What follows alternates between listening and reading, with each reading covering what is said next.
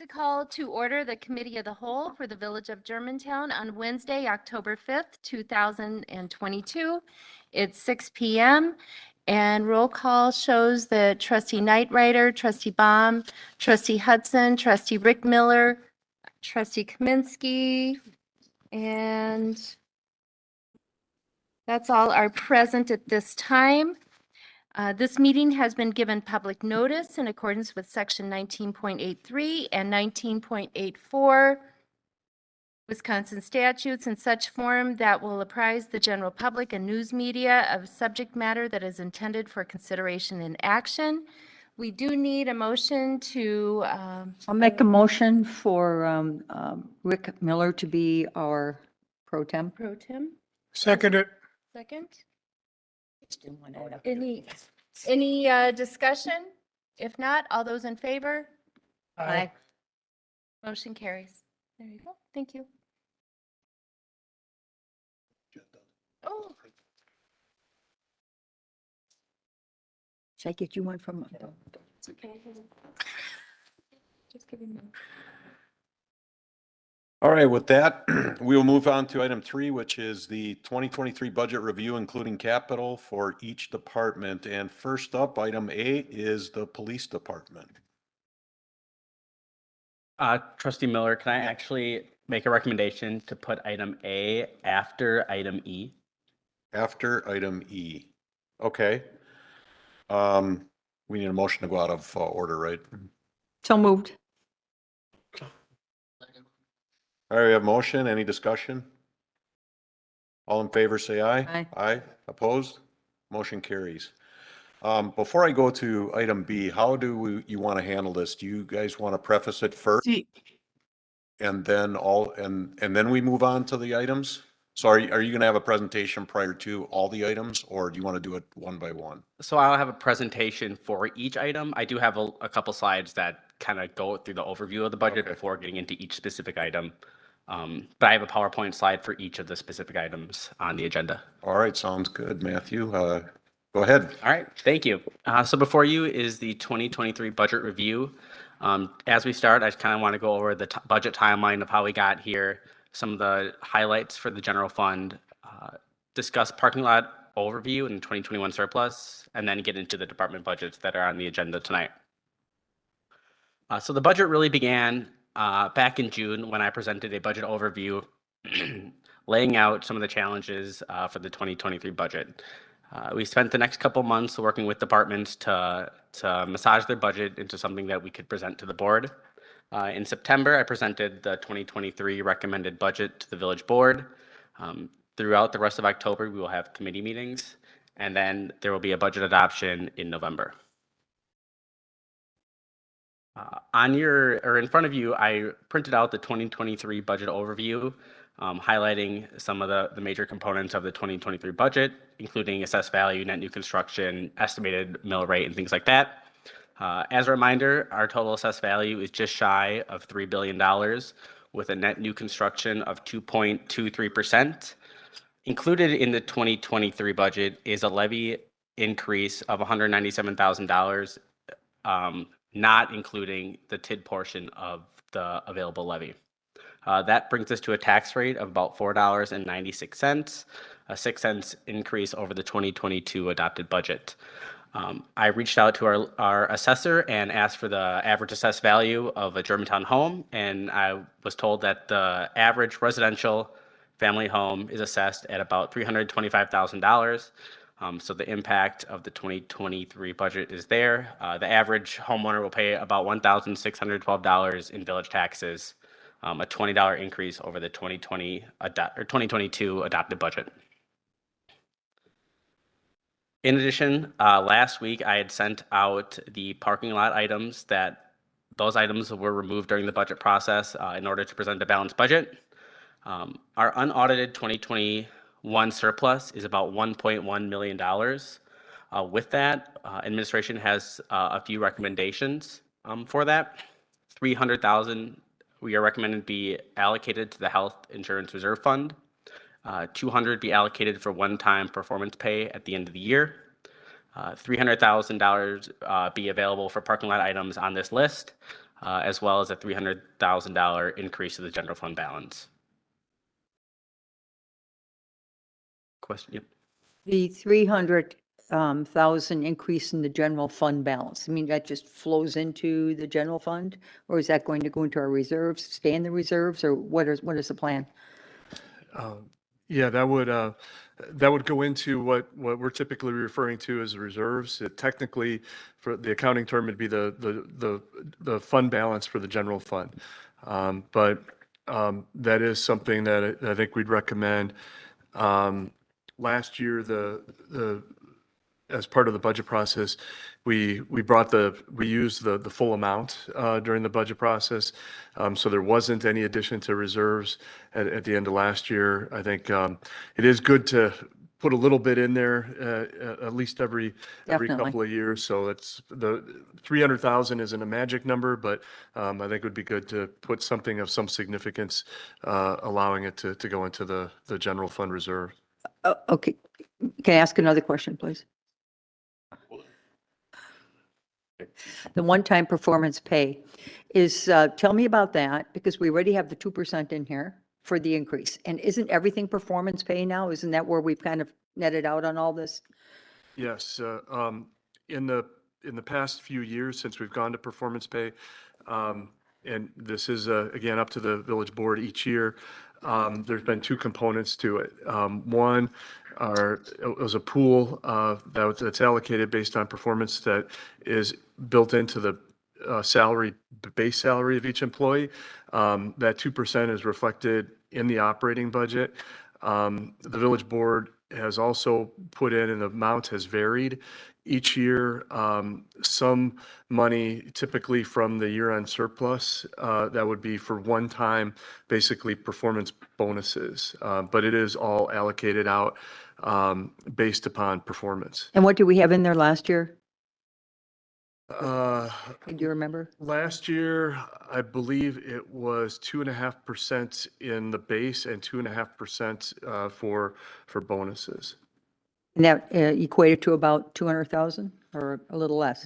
What this reflects is initially when we started the budget process, we were looking at a 3%, as we've been looking at what other communities are giving in increases, a 3% in the base and 3% in the bonus. We weren't able to fit 3% in the operating budget. It's at 2%.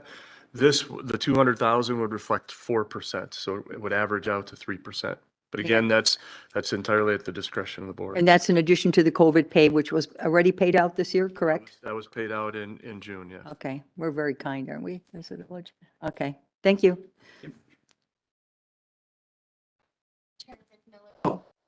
Question. This is trustee Jan Miller. Could I ask a question? Yeah, I see your hands up, Jan, so go ahead. The title is 2021 year-end surplus on the left here, but this list on the right resembles the parking lot items. And the first thing on the left, it says 2021 unaudited surplus. Isn't this kind of, we do not have the 2021 closing yet on our budget. So how can we even talk about this? Mr. Krecklow. Sorry, I'm struggling with the microphone a little bit there. Trustee Miller is correct. The 1.1 million is unaudited, and we did want to make sure we specified that here. So there is the possibility for some variation as we go through the audit process, although the remaining work that needs to be done is in areas of the financial reporting that are unlikely to significantly change what the year-end surplus is. It's not entries related to expenses or revenues. It's things like we know how much we spent out of the employee healthcare fund. However, that has to be allocated out to all of the different departments and funds, and those entries have to be made and balanced. As an example of some of the work that was lost here recently and has to be re-entered and then proofed again. So there is some additional work that has to be done.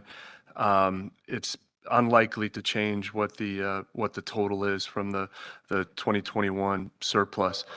And I guess also just to further explain, on the right side of that slide, that is the parking lot. And the reason this slide was included, again, in past years, the village board has looked at utilizing some of the prior year's surplus to fund things that we didn't have room for under the tax levy. So we wanted to make sure that when we start these committee of the whole meetings, the village board knows what things the department asked for that we did not include in the recommended budget in order to make it balance, and how much money do you have potentially available to utilize for some of those things. My question, my follow-up question is, it seems like $1 million is a lot to all of a sudden have as a surplus. Was there an event or something that occurred in 2021 that would make this occur? And then a follow-up on the one-time performance pay. If there is in fact a based on performance salary increase plus bonus every year, why isn't that a budgeted item? And why isn't that in the budget? Why are we asking for it here? So a couple of can answer a couple of the questions. First, the reason for the surplus. There were several factors that contributed to this year's surplus. Number one, as the board is well aware, we did have quite a bit of staff turnover this year, and there were vacancies beyond what normally we would have. So as we were filling those positions, there were some salary savings in those areas. We spent less on snow and ice removal this year. It was a relatively mild winter. So in 2021, so there was a surplus in the snow and ice removal budget. We did have higher than anticipated permit revenues, permit and inspection fee revenues. We tend to budget those pretty conservatively and make sure that we don't overextend those. And with the development, the new buildings that went up around the village, those were quite a bit higher than what we had budgeted. So those are the primary factors. There are some smaller ones as well. Regarding how we budget for the performance pay, this is basically it's not a written policy, but we implemented the performance pay system about 4 years ago, I believe. We did not utilize it during the COVID year, but the other years that we have had it in place. We've budgeted a pool of money for increases to the base in the operating budget, and we need to do that because that's an ongoing expense. Once it gets built into the base, it's going to be in future years as well.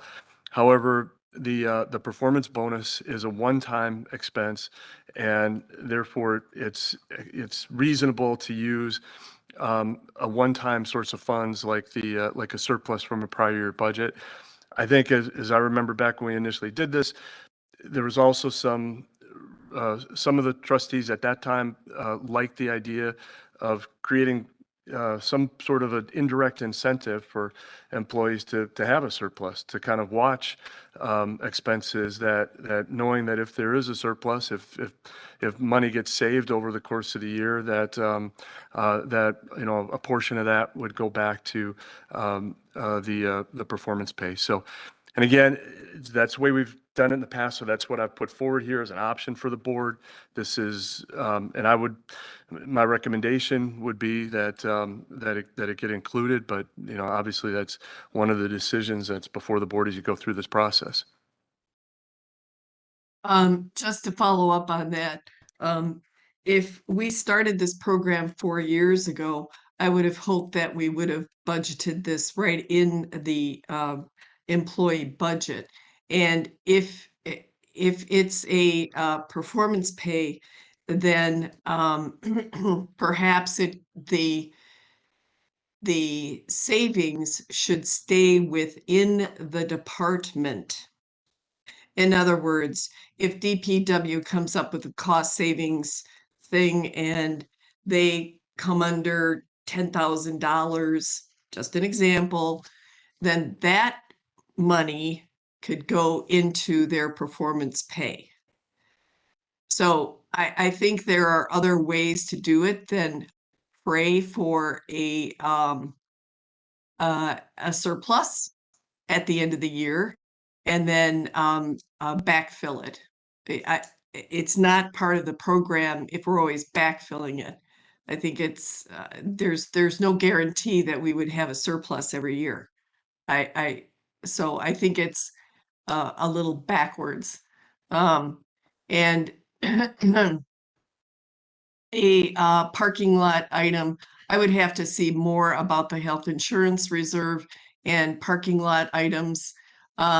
There will be a mad dash for people to get that done or to see who gets what if it isn't discussed. So that's my 2 cents. And okay, next slide.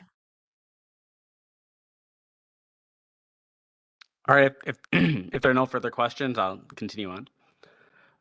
The first budget that we have up is the emergency management budget. Now, this is a smaller department.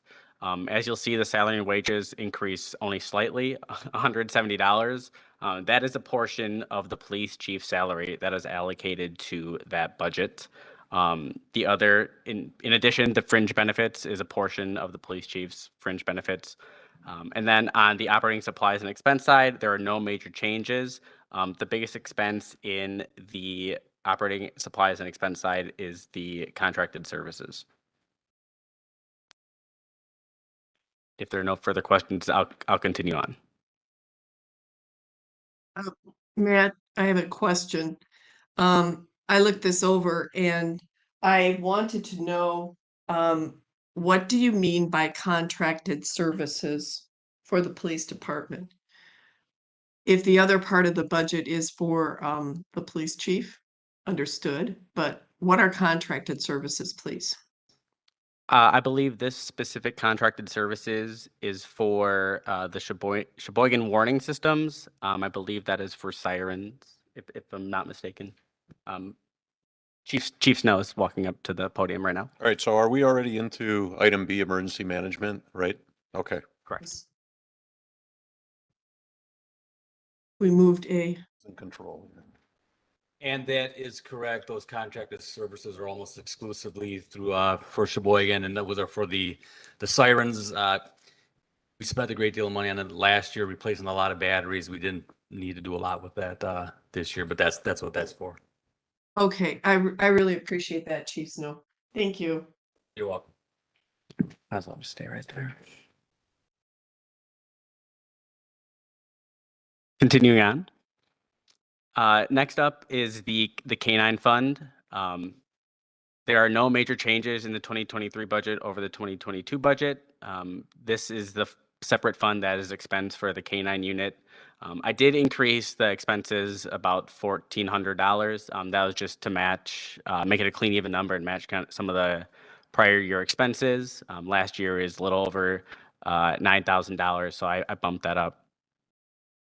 All of the revenues, or the majority of the revenues, come from donations from separate organizations, and there are some slight interest earnings based on the fund balance. All right, committee, any questions? All right, let's move on. Next up is the asset forfeiture fund. This is, I believe, mostly a pass-through fund for assets seized in different police activities.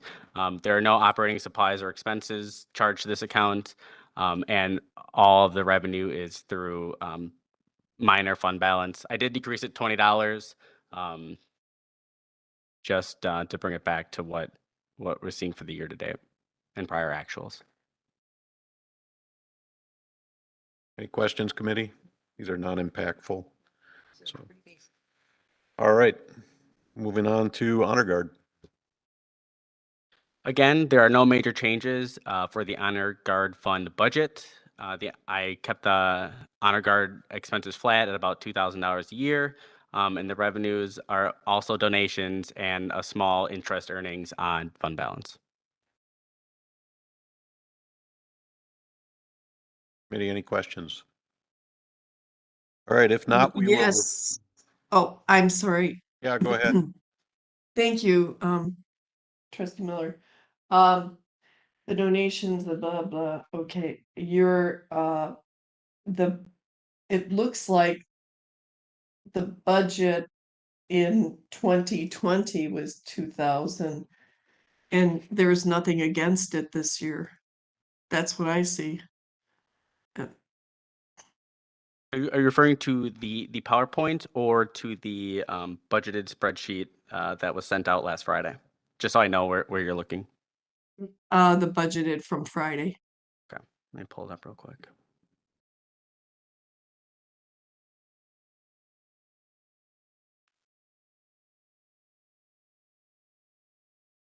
Yeah, the 2020 actuals were $794 for expenses. In the 2022 year to date for donations, I have as $10. Right. So you're budgeting for the donations or you're budgeting No, for the cost?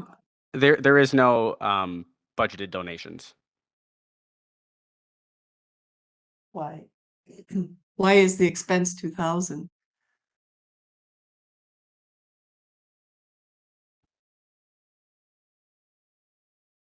And for this year, I kept it flat. I don't see any expenses in 20 and 21. Yeah, I think we've just pretty much kept that consistent since we started that account. Once it was up and running, there's just not a lot of year-to-year expenses associated with that account. We have the same honor guards. Their uniforms are all taken care of. We just haven't had any expenses coming out of there. And I haven't changed the budgeted expense for in the case that there is an expense for the use of the honor guard that is budgeted already and doesn't require further board approval.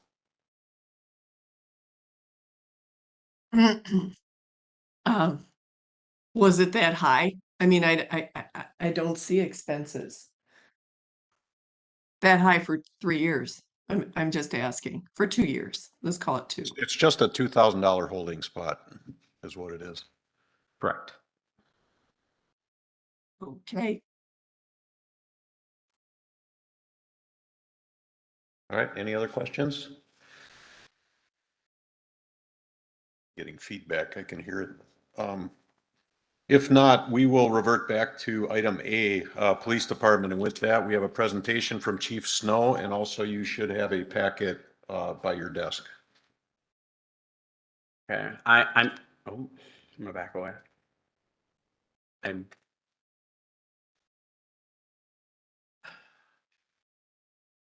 right, I'm gonna try again. I'm gonna start by overviewing the 2023 recommended budget for the police department. As you'll see, I've labeled the expenses on the top and revenues on the bottom. The overall salary increase for the police department is about 2.6%. That includes the negotiated union raises. On the fringe benefit side, is about 4.3%. A large portion or a significant portion of that is due to the state increasing the WRS contributions for local municipalities, as well as a change in health insurance from an employee. On the operating supplies and expense side, there are no major changes. Most expenses were held flat over 2022. In addition, there were no capital items budgeted. In the original budget request from the police department, there were budgeted 2 police squad cars for next year. In order to balance the budget, I removed those 2 squad cars and moved them to the capital fund. As you recall, last year, we did something similar, and the board decided to fund those squad cars through the year-end surplus, the 2020 year-end surplus. The only significant change on the expense side for the police department's budget is that the 2022 officer that was partially funded last year was fully funded for the 2023 budget. On the expense side, or on the revenue side, my apologies, revenues are up a total about 8.4%. You'll see in the fine, forfeitures, and penalties area, there's a $19,000 increase over 2022. That is in part due to the recommended code enforcement officer in the community development budget. And that is the account line where those revenues are allocated, even though it is part of the community development budget. That is the line item where you'll find those revenues. On the capital side, there are 2 squad cars for a total of about $120,000, as well as 2 defibrillators, or a few defibrillators for a total of $24,000. In addition, in the police department's original budget request, Chief Snow had asked for 4 additional officers with an estimated cost, in salaries and benefits, of about $115,000 each. And now I'll turn it over to Chief Snow. So the presentation, this is basically what I brought forward last year with some additions that are in your packet. So I won't spend a lot of time reviewing. I think you understand the challenges. We've talked about them over the last several years with 41, and in particular just the increases in retail thefts, increases in vehicle pursuits, mental health issues that we're dealing with. And recently, as you all know, the county came out with a referendum. So I did include what they used as part of their justification was the sworn law enforcement officers per 1,000 people served.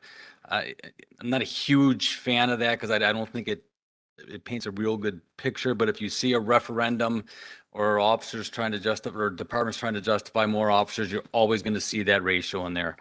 And basically, you'll see that right now, Washington County's at the bottom, 1.5. We're just ahead of them at 1.6. With their anti-crime plan, they would go up to 1.8, leaving us at the bottom at 1.6. 4 additional officers would get us to about that 1.8, or that kind of middle of the pack. The reason I look at for the additional officers more than anything is to increase staffing in the patrol division. Right now, the number of, and a lot of things have changed over the years, not just the calls that we're taking, but the training that our officers have received and the way we respond to different incidents. We're seeing so many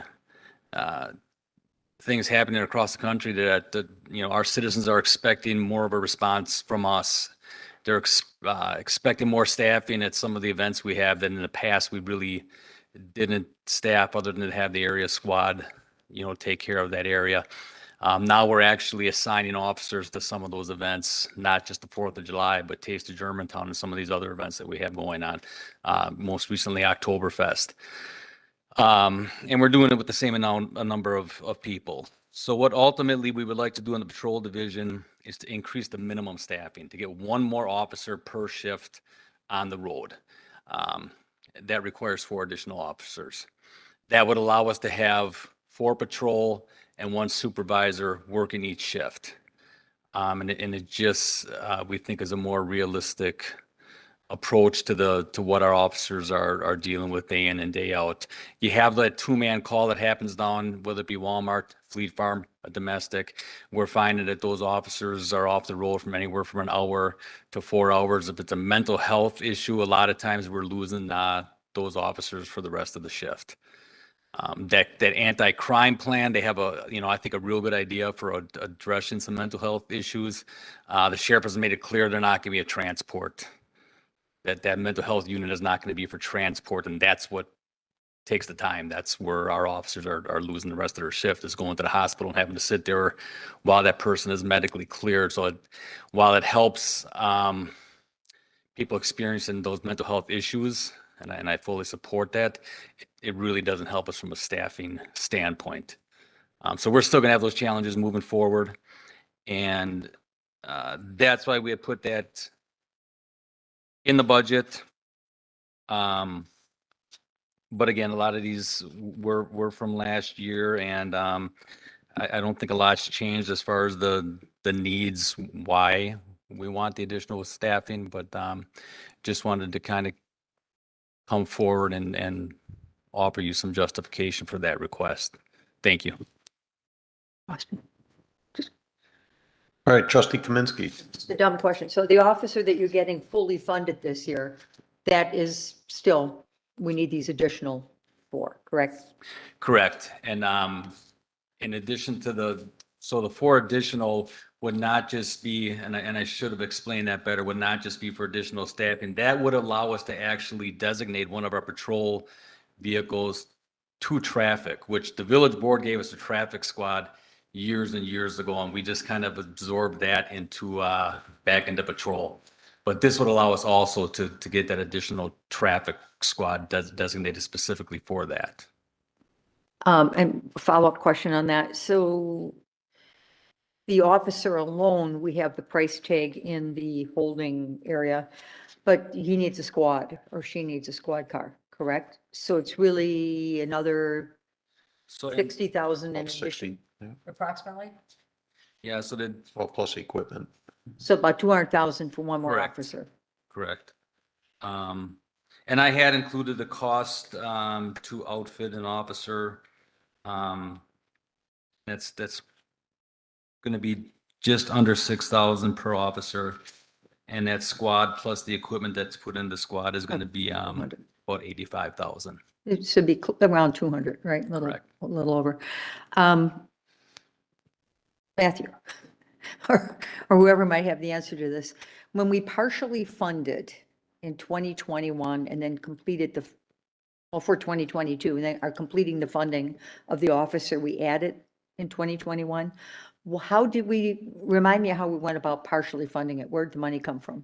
So I actually was mistaken in that the mechanic was partially funded. The police officer was fully funded by year-end surplus. That's what I thought. Okay, It was, I think I had budgeted $107,000 of fund balance to pay for that position. and so that was funded by a non-reoccurring Correct. revenue. And so we're just picking up the full tab, that full $200,000 in this year's budget About 107, yeah. with total. the squad. Correct. Okay. I was trying to find a way to get you another officer this year, but it's going to be tough. Yeah, I mean, a portion of that, the squad car and equipment could be borrowed for, paid for year-end surplus. It's the reoccurring cost of salary and benefits that's the biggest challenge in fitting in Right. additional officers. Okay, well, we'll keep it in mind though, see what we can do. Great, thank you. Trustee Hudson. So I'm confused and I'm sure you'll be able to help me out here. So for public safety, we requested a plan going forward from the police and the fire department for approximately the next 5 years for where what the staffing needs were going to be. Is the information included in tonight's presentation? Is that a response to that, or are we not going to get that, or where does that request stand? And I'm not familiar with what request that you're. Do you mean the restructuring of the department? I think that was part of it where you were going to, by attrition, go down on the lieutenants and add sergeant staff, right? Correct, and that organizational chart is in here as well. So I just want to be clear. So the information that's included in this presentation for the police and the fire is in response to that request. That's my question. It was in response to a request to demonstrate what our staffing needs are right now. Who made that request? That was what we were basically called here to, Yeah. in part to explain. Okay. Thank you. Yeah, I think this was just a follow-up from last year. This is pretty much the plan, and this is kind of an update. That's the way I see this. But a comprehensive 5-year plan is probably still coming, I'm guessing. Well, I think in order to do a 5-year plan, and one of the things I think staff would be looking for in feedback tonight and a decision before the board, is how that would be funded. You know, if, I mean, what's the revenue stream in a 5-year Right. plan, and what does that look like? So I think as we get through the presentation, after police and after fire, there's some slides about what are some options that the Okay. board has. How can we tell you how it's going to be funded if we don't know what the plan is? Well, I think if we go through the presentation and listen to what the police and fire chief have to say about what their staffing needs are, and then I think it has to be a conversation. I think it has to be some back and forth about what the staffing needs are, what the financing options are, and then we can develop a plan on, to make the financing and the staffing match. But we're talking about the budget for 2023, are we not? I'd kind of like to know what it's going to cost in 2024, 2025, 2026. And I don't know, yeah, I see here that the ask is for 4 officers. Does that get us through the next 5 years, or what is the plan? And I know with the fire department, the ask is for 11 officers. I assume that's going to require a new firehouse at some point in time. And I'd like to know, I don't think that that's next year. I'd like to know when as a village, we have to address those expenses and what those expenses are. I can't tell you what the adequate level for the staffing of our police and fire department is. Well, and I think that's what the police chief is saying, that 4 more officers is what they're looking for adequate staffing. In 2023. Correct. Thank you. Trustee Myers? Speaking, I brought this before the Public Safety Committee to look out for the possibility of a referendum in the future of November of next year. And so I asked if it was the committee's information that they were looking for to justify going forward for the next 5 years. So basically speaking, they were going to be developing this in the next year. What the police chief and the fire chiefs have put in, and I didn't talk to them, but I would assume was give you an idea of what they're looking for now and in the future. But if they don't put nothing in there right now, and then all of a sudden you put in a referendum for next year, that doesn't make sense. We have to try to get them as much as we can. So he's looking down for 4, and correct me if I'm wrong, John, I think you had 11 people on yours. And so this is something that is going to be down the road. But if we could, I'm the one who brought up the motion last year to take $100,000 out of the extra money that we had left. And we did get an extra officer and such, and we were able to fund it. And now we're, with the money that Steve and Matthew has put in the budget, is now putting forward that money going forward. What the police chief is looking for is in regard to, yes, I could use 4 now, but if he doesn't put down 4, you know, it doesn't show the reflection that they could have. As he mentioned, if we had 4, we could go back to the patrol that they used to have on the road for each particular shift. And I'll leave it go as that. I think it's somewhat explains it for now, please. Yep. I didn't have a turn first. Trustee Nyrather, do you? I hear what Chief Snow is saying, and maybe it'll come forward in the presentation, but I don't think anybody can realistically say we can get 4 in 1 year and 11 in another. I'd kind of like to know, what you could get by with in 2023 and how you would have it set up.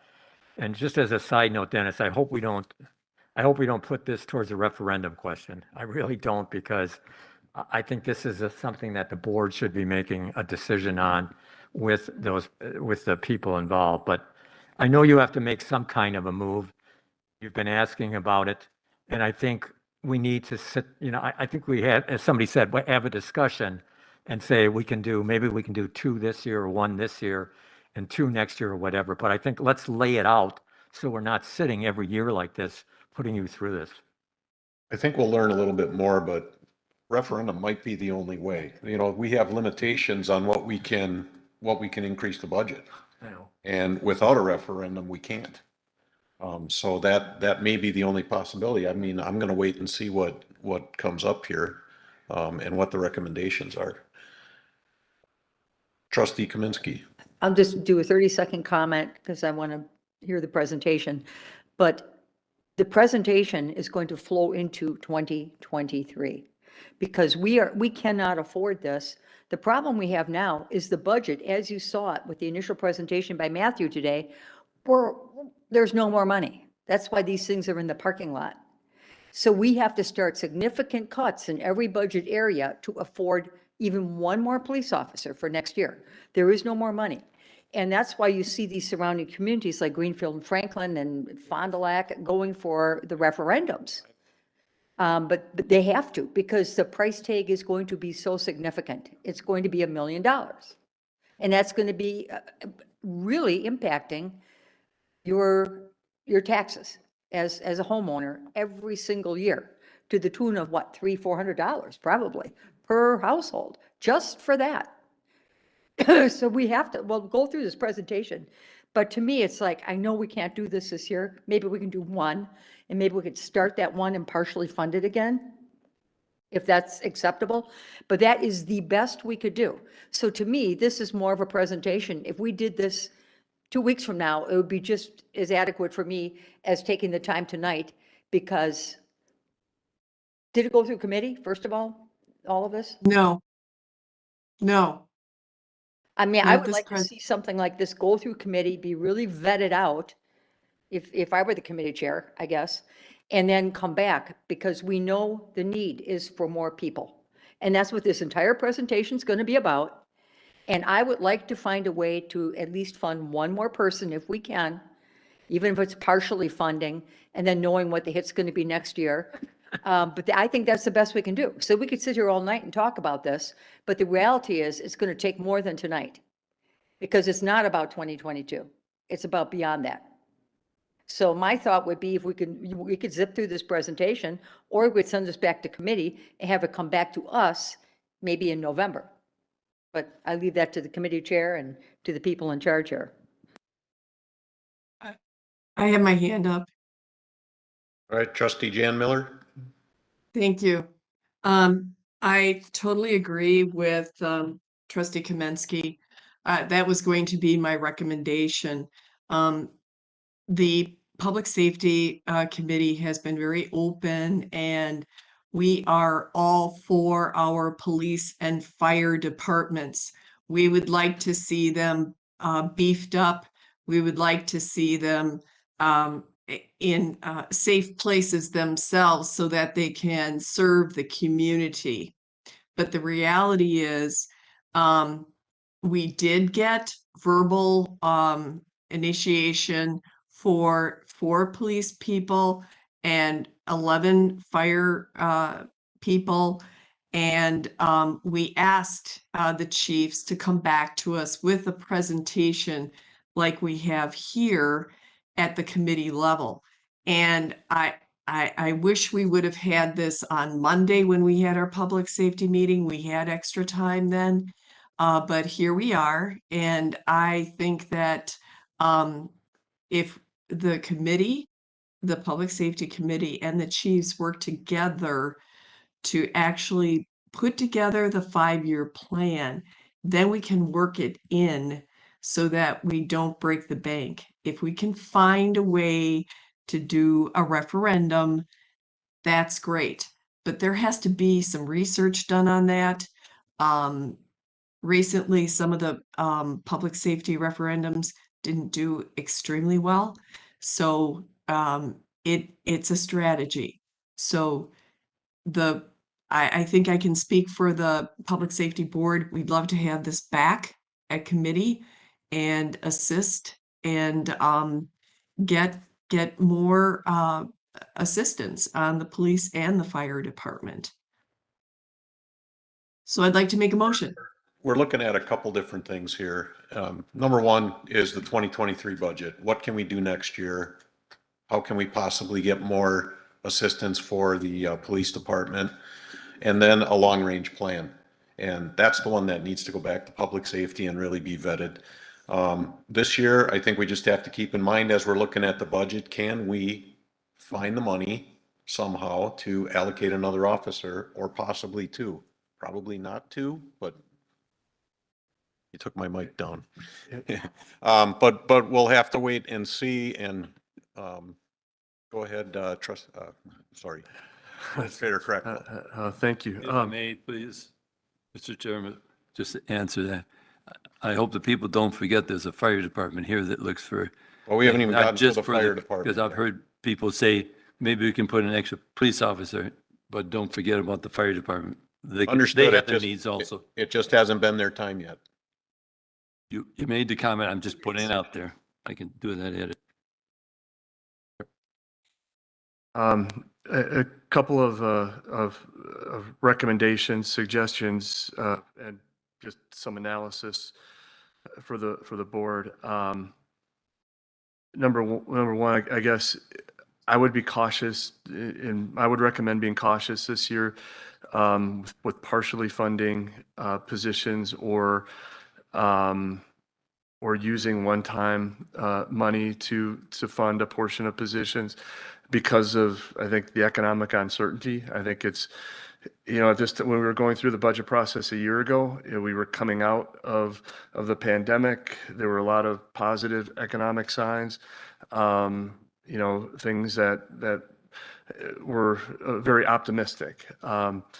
I think, there's a lot more concern at this point that things could take a downturn for the worse. And when as a board, you partially fund or use one-time revenues to fund, it's taking a financial risk. And I think it's a little bit riskier this year than it was last year. The second suggestion or piece of analysis that I would give to the board is that looking at the staffing levels, and it's significantly more in the fire department than it is in the police department. I think when I look at the numbers, especially comparisons with other communities, it's clear that both departments have very significant staffing needs.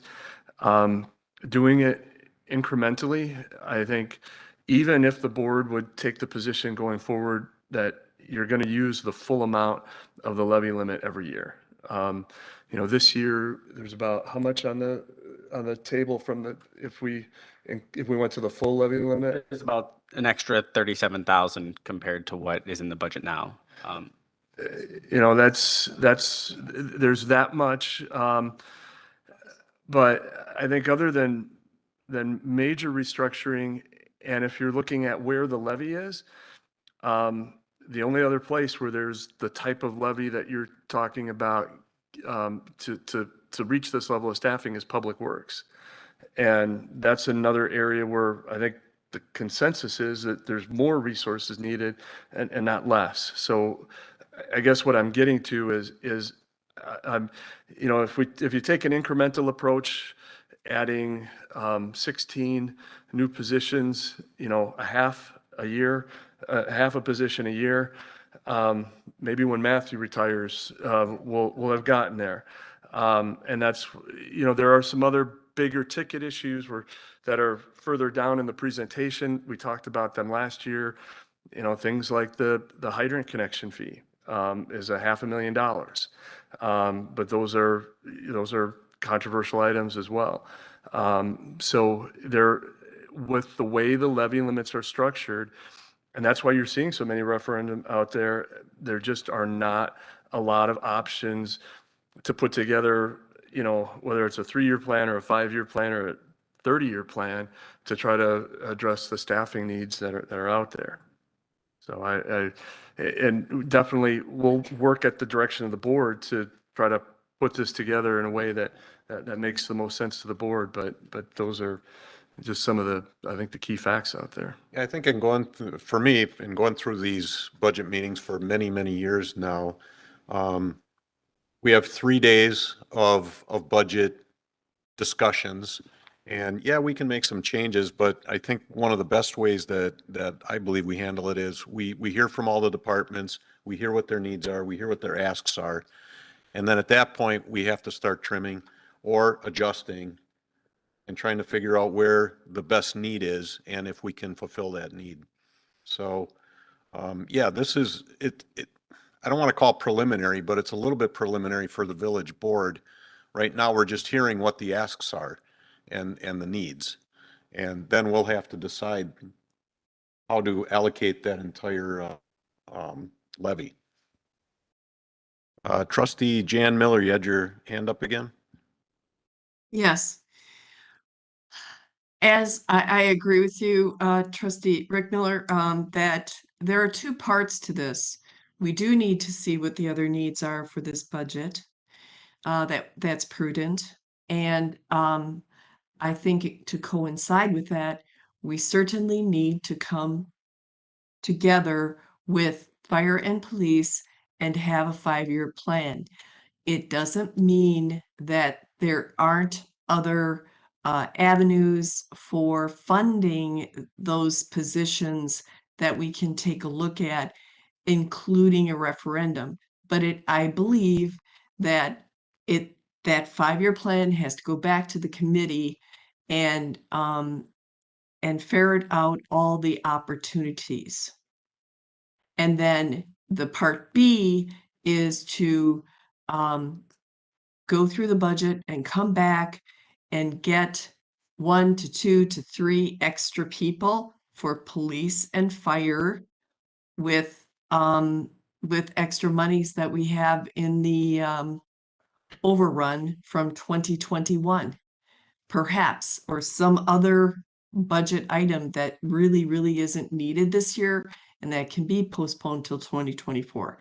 So if we don't take a look at the whole, we're not, and ferret some of those savings out, we're not going to know what strategy to use. So can I make a motion? Sure. I'd like to make a motion to make sure that both the fire and police go back to the Public Safety Committee to craft a 5-year plan. That's A. Is there a time frame on it? Because I want to see this done quickly. Well, this Part of your motion, the- or I'll amend. that it will be the next meeting. That will be the beginning. Our next meeting for public safety is when is that, Dennis? It'll be early November. Here's I couldn't hear. Do we have a second?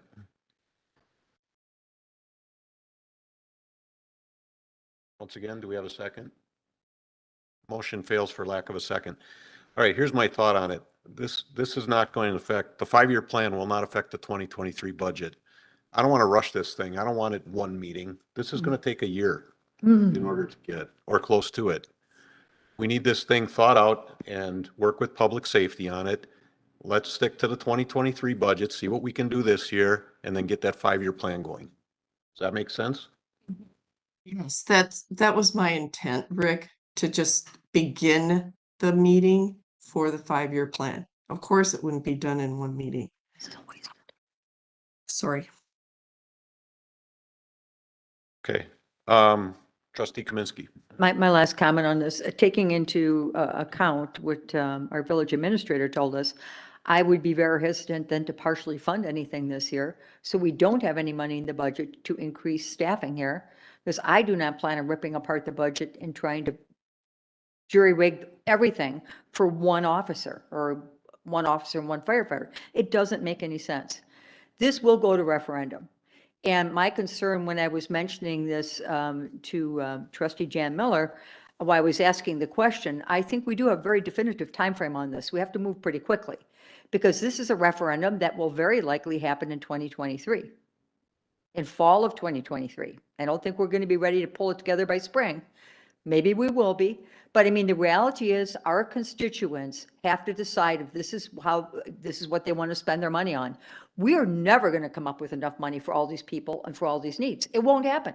I've been on this board too long to see how we struggled, in particular with the fire department, just to get them 2 staff members here.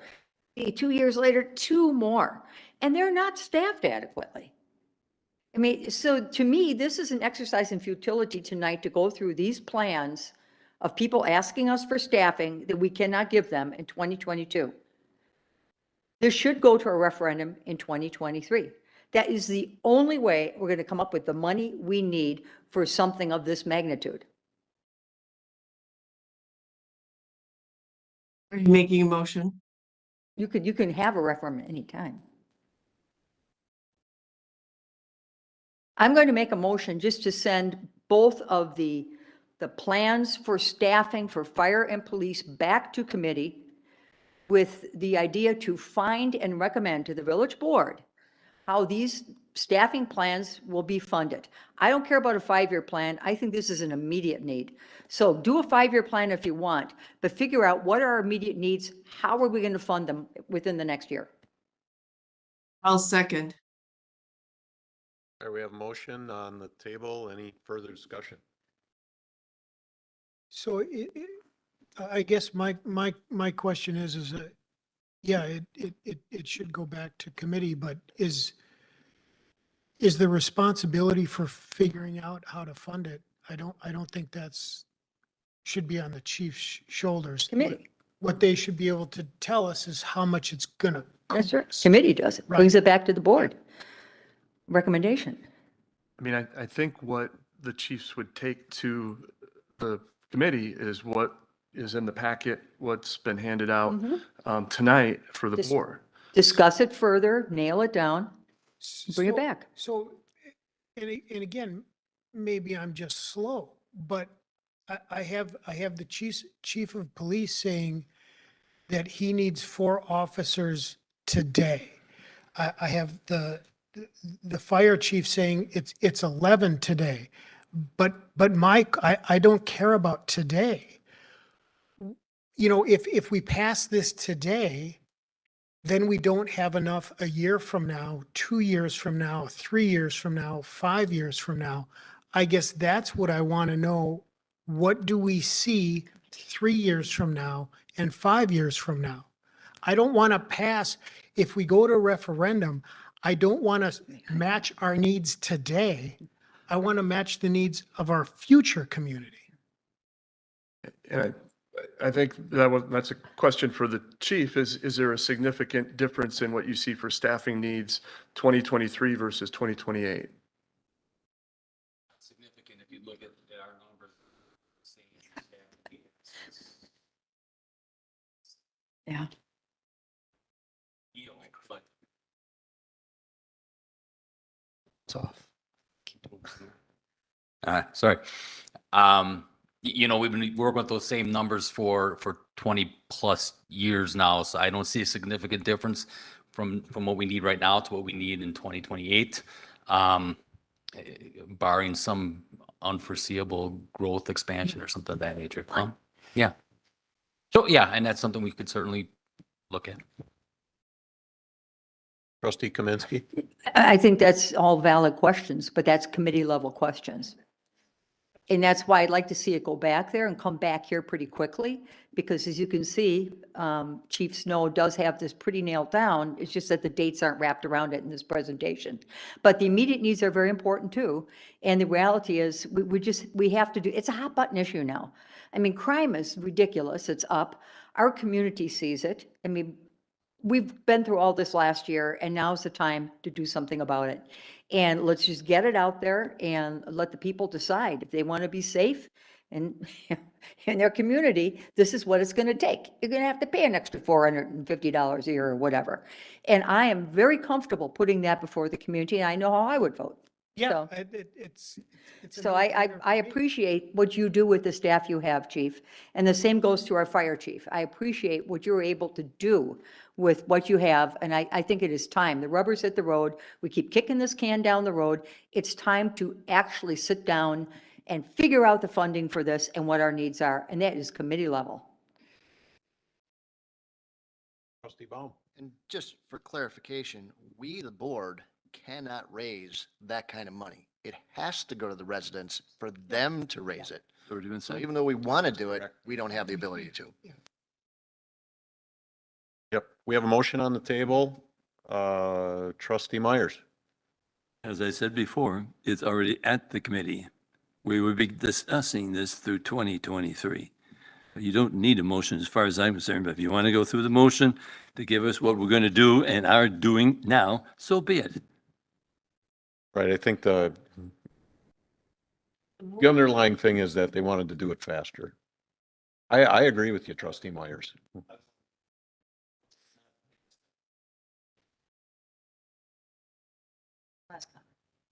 Are you sure? Are you sure?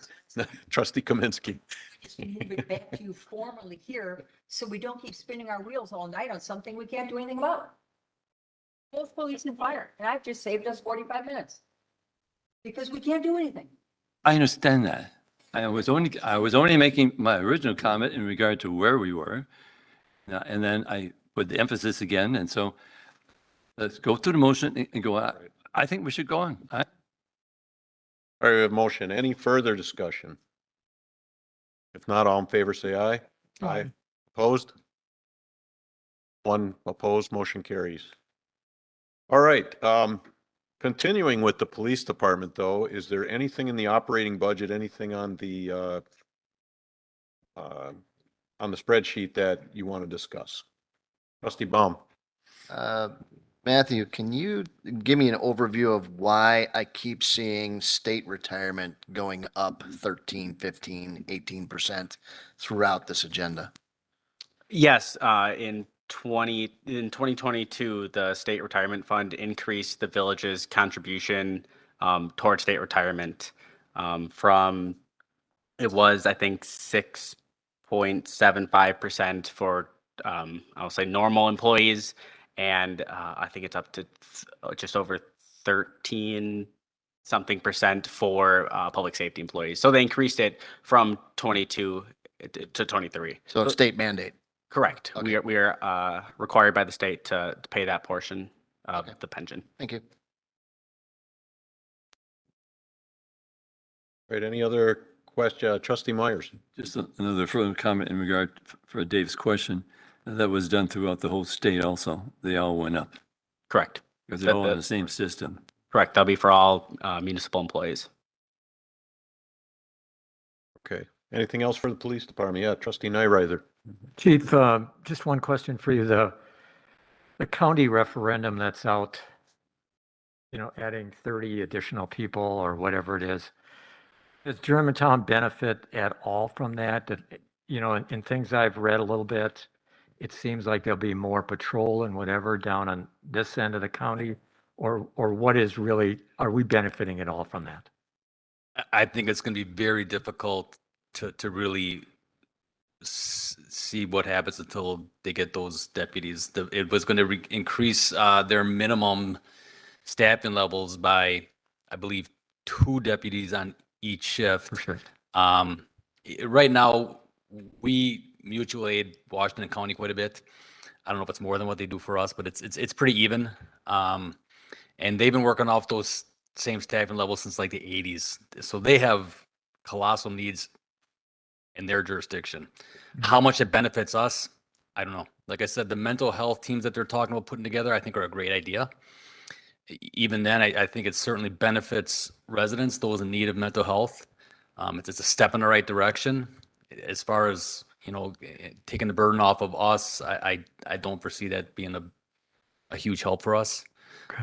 I had talked to a couple of county supervisors while this was going on, and I expressed some of my thoughts on it, and it was just that I don't know how, if you look at the complaints we've taken on 41 since just 2021, it's in the thousands.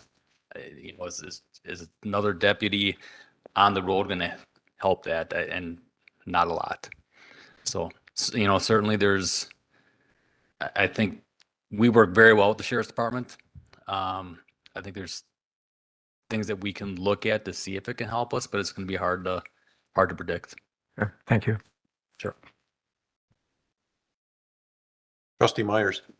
Basically speaking, Bill, is pretty much what the chief said, because they're also adding extra people in the jails.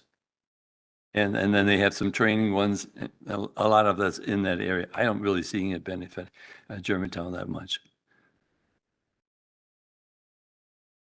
Maybe only if mutual aid is needed and there's some availability there. That's probably going to be it. Or like you said, the mental health, that could benefit. All right, anything else? Thank you, Chief Snow. With that, we will move on to the fire department. I'm gonna power through a couple slides here, so just bear with me.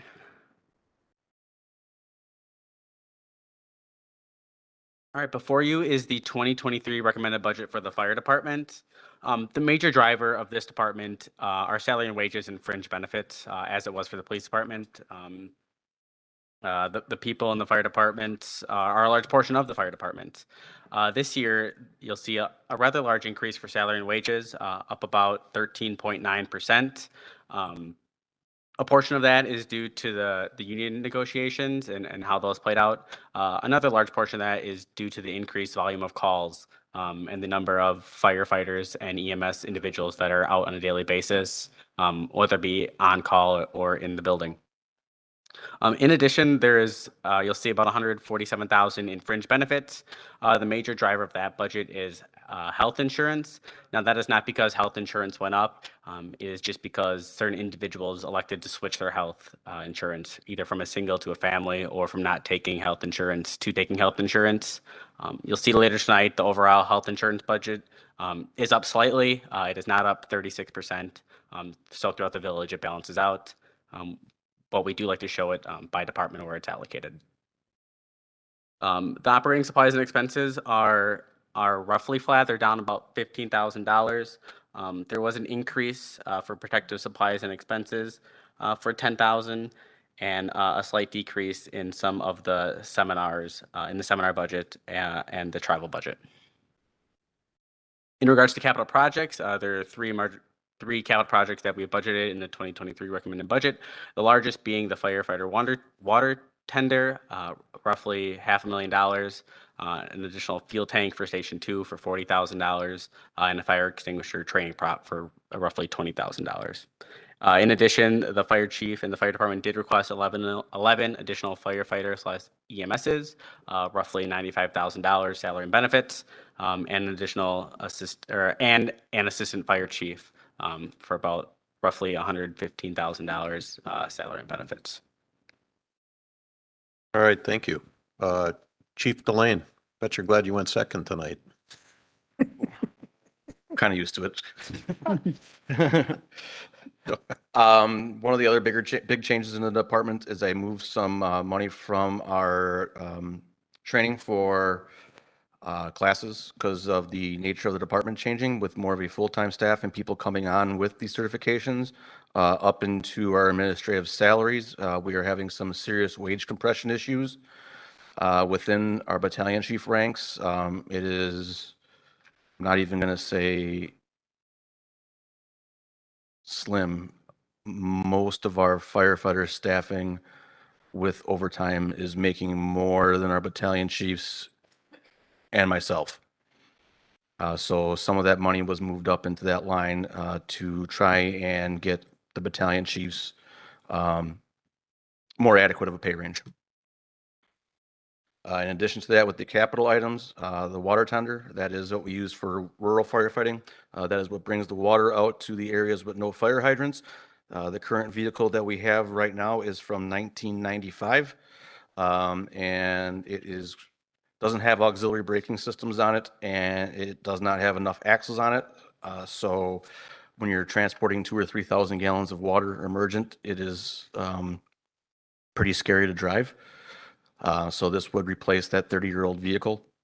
The fuel tank that we have in the budget, as all of you know, with the Public Works Department moving towards Wasaki and Donjas Bay Road and the price of diesel fuel, it's going to get pretty pricey for us to fill our trucks. From my estimations, one trip from the fire station to the Public Works and back will cost us about $15. Our trucks get about 3 miles to the gallon. Diesel being about $5 per gallon. So the return, if I had figured out my math correctly, would be about 2 years to pay off for the tank to pay off. We fill our trucks up once they have consumed a quarter tank, so they have enough fuel in them to withstand a prolonged incident. In my tenure on, the longest incident I have been on personally is 18 hours. So we want to make sure those trucks are always topped off. And the fire extinguisher training prop that we have in our capital budget is just that. We do a significant amount of fire extinguisher training throughout the village. Our current practice is to take a 5-gallon pan or bucket of diesel fuel and a cut-off 55-gallon can. We take it to the business, pour it in, light it on fire, and make the people put it out. This is all self-contained, makes no mess. We pick it up and take it back with us. Going on with the conversation about our staffing levels, obviously it's a significant ask. I am aware of that. In the presentation that I had in here, we did kind of come up with a 4-year plan. The 4-year plan was still an addition of $300 and some thousand per year, which would still exceed what we are able to do within the levy limits. The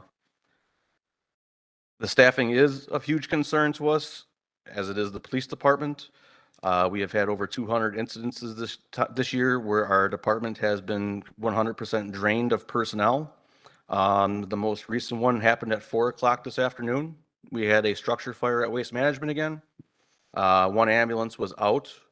That left 2 people on a fire truck and a battalion chief to put out a fire in a warehouse as we waited for Menominee Falls. So our needs are pretty severe. If some of you who have been here a while may recall that in 2001, our department had a study of our staffing needs done.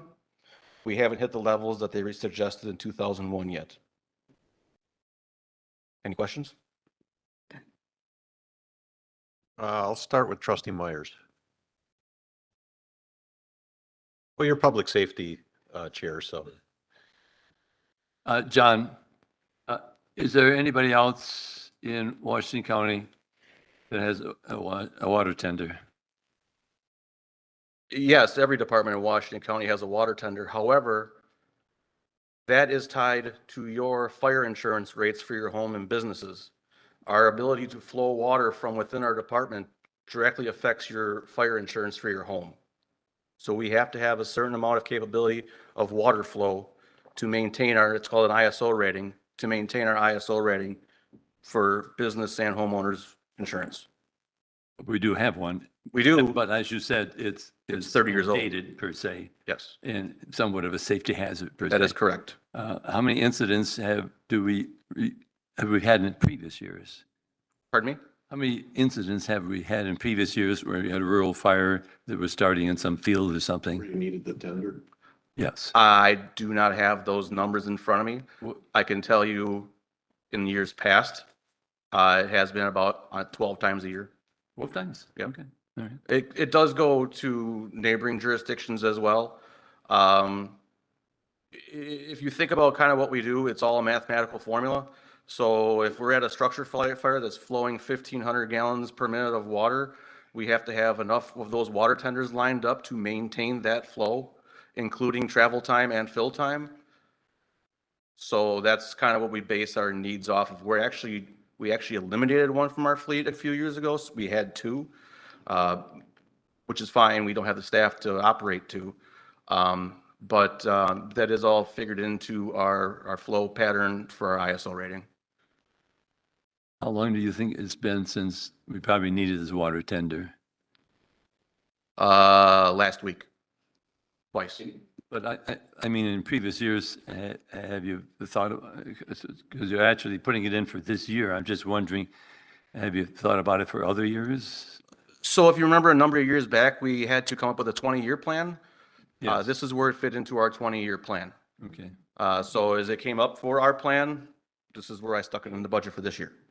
Is it possible that we could go another year without it?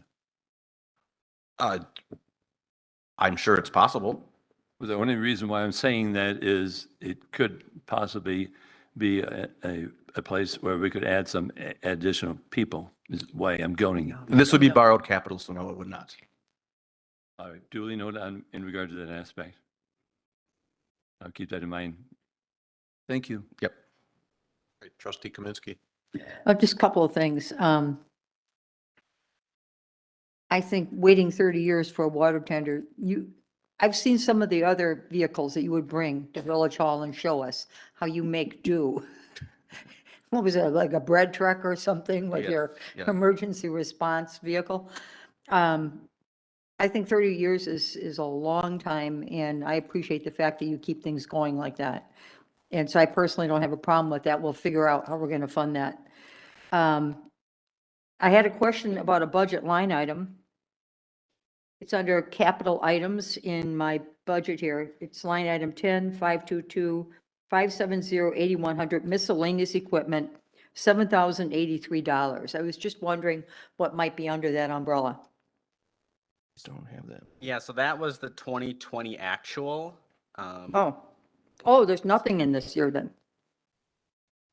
Nope, there's nothing in there this year. I'm sorry, I misread that. Yeah, it's a zero balance. In fact, you have all zero balances practically, which I think, once again, I mean, you have to call out these types of things. Our budgeting process, we start with proving that you need everything, and then you build up to what your needs are. And this is totally vetted by the department heads and by our village administrator before this ever gets to us. And I look at this and I see how you've been holding the line on this, and I'm actually very impressed. Thank you. I totally am. And finally, I should have included it in my first motion, but I would like to make a motion that we take your staffing needs, same motion that I had before with the police department, back to committee level and determine how we are going to staff reasonably for you, and how we're going to fund that, whether it be a referendum or whatever, and come back to the village board with that knowledge, hopefully this year. That wasn't part of the previous motion? I didn't say fire, I did. unless you find it in there. I thought I said police and fire. I have sent both plans. Oh, okay, awesome. I thought I just said police. I had, well, you have both. You're better than you thought you were. Okay, I am much better than I thought I was. Okay. But I really think it does need to go back there for logical reasons, not because we don't think you need it. We know you need it. We have to figure out how you're going to get it. And I personally don't think, as I said to the police chief, piecemeal's probably not the way to go about this. I understand. Chief, I have a question on the overtime. How's your overtime going? I'm sure it's increasing. I don't have the actuals for overtime in front of me. The last time I saw them was at the last ledger. Yeah, we don't have it either. They were, I believe the correct term would be astronomical. So we don't have any fat on our staffing. So every position that takes a vacation day has to get filled with another full-time person. And if they don't fill it, we mandate them in. We have to, by our state operational plan, have a certain amount of people for an ambulance. Each ambulance takes a minimum of 2 people. There are days when a battalion chief's off. There are days when one person is off. If a battalion chief sometimes can jump into that one firefighter role that's off, if not, somebody's getting mandated. And it happens a significant amount of time. Battalion Chief Rodriguez, I can show you my messages on my phone because it goes out probably like 8 times a day. How many times a month do you think someone's mandated? Yeah.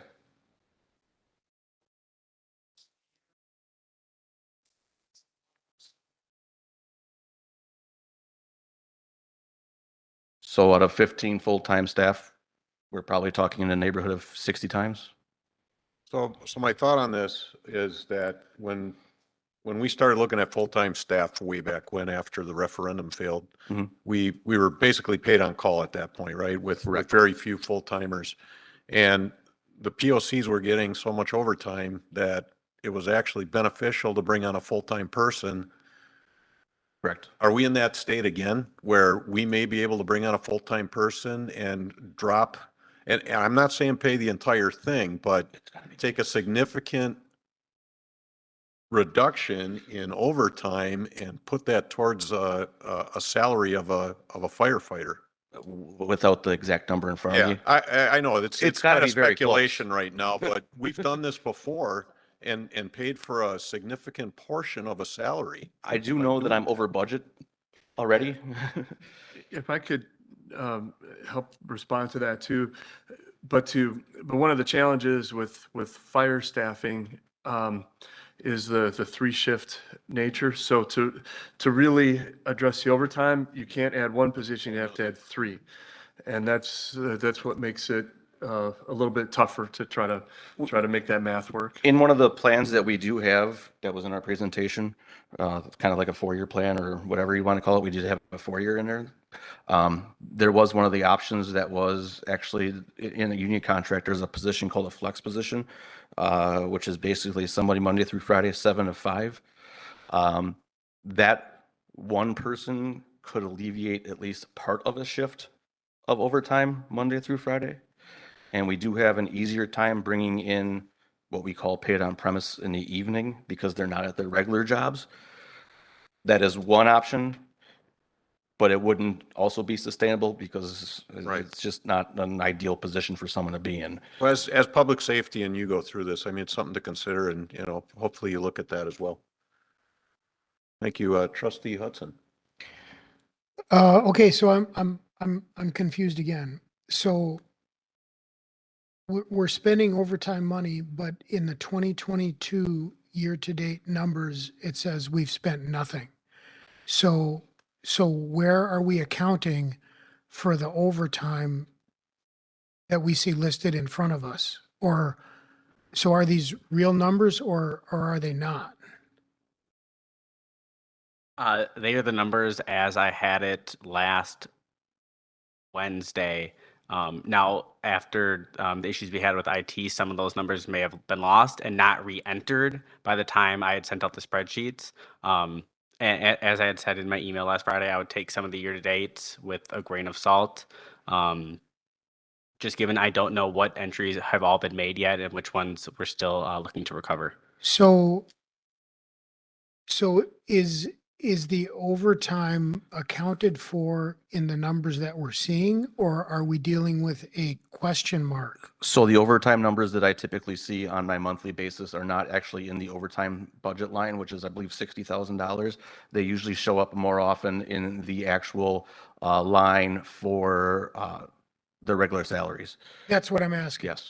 So you're saying that the overtime is actually in the 1.129 million that we've spent year to date so far. That is where I typically see them. Okay. Yep, and for further background, this year was the first year that we included an overtime line item in the budget. So we can work to separate out some of those that are showing up in the regular.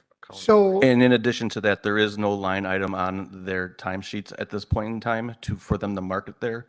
So when they're doing their timesheets every other week, they're just putting it in their regular column. There isn't a period of time because a lot of times they don't know when they hit overtime, being that they're on the 56 hours with the 27-day cycle that changes their FMLA modifier. I get it, but I'm going somewhere with this.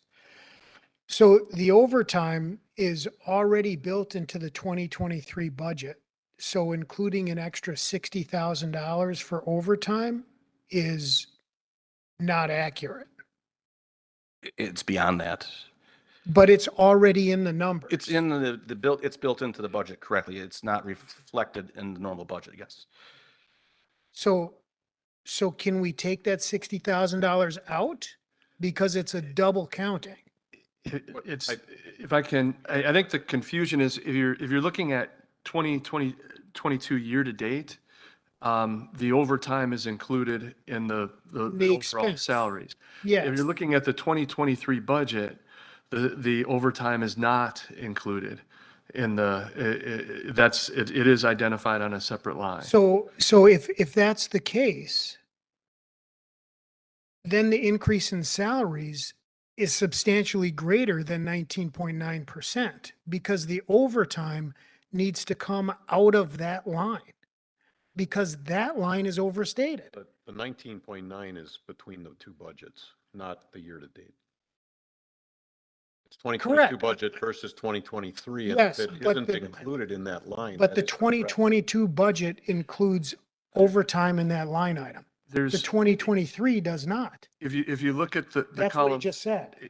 if you look at the columns, there's a 2022 budget columm and a 2022 year-to-date column. Right. So the overtime is included in the year-to-date total, 752,238. It's not included in the 680,234 or the 815. And the 19.9% is the difference between the 2023 budget and the 2022 budget, not the difference between the 2023 budget and the 2022 year-to-date. So the ballpark on overtime would simply be the difference between the two divided by 12 and then 3 months added back in? I think the village board needs to see overtime broken out. Could you guys get us some actual numbers from 2020, 2021, and 2022 and year to date? Yep, that is certainly something we can do. The 2020 and 2021 may be a little more difficult as there wasn't a dedicated line item for it, but I can certainly work with Dan. No, there wasn't a line item out of it, but you should be able to just pull all the salaries and see what was paid as overtime, right? I can certainly work with Deanna and her staff. to Because do I that. think we would all benefit from seeing actual overtime numbers from 2020 to present Yep, fully and agree. year to date. And the new system will show that, I assume, on the monthly numbers? Going forward, when Tyler Munis is implemented, yes, that would be something. And it is, I guess, as a step towards that, like the budget manager stated, I mean, previously there was not a separate account for overtime. So this was something that was created to try to provide this information. Thank you. Trustee Kaminsky. As a follow-up, once again, to that, I think that's going to be an important thing for the committee to look at, because more than just us, I mean, once again, it would come back from the committee to justify what's going on, both in police and in fire, this overtime, and how might this be ameliorated by extra staff ultimately. So that'll give us our actual cost of what it is right now to defend the village, essentially. I also echo that. And can we have the same thing done with police department as well? Can we have overtime broken out, please? Yes. Thank you. Great. Trustee Myers. I think that's a good step. And what you mentioned, Steve, I'm more concerned about going forward in 2023.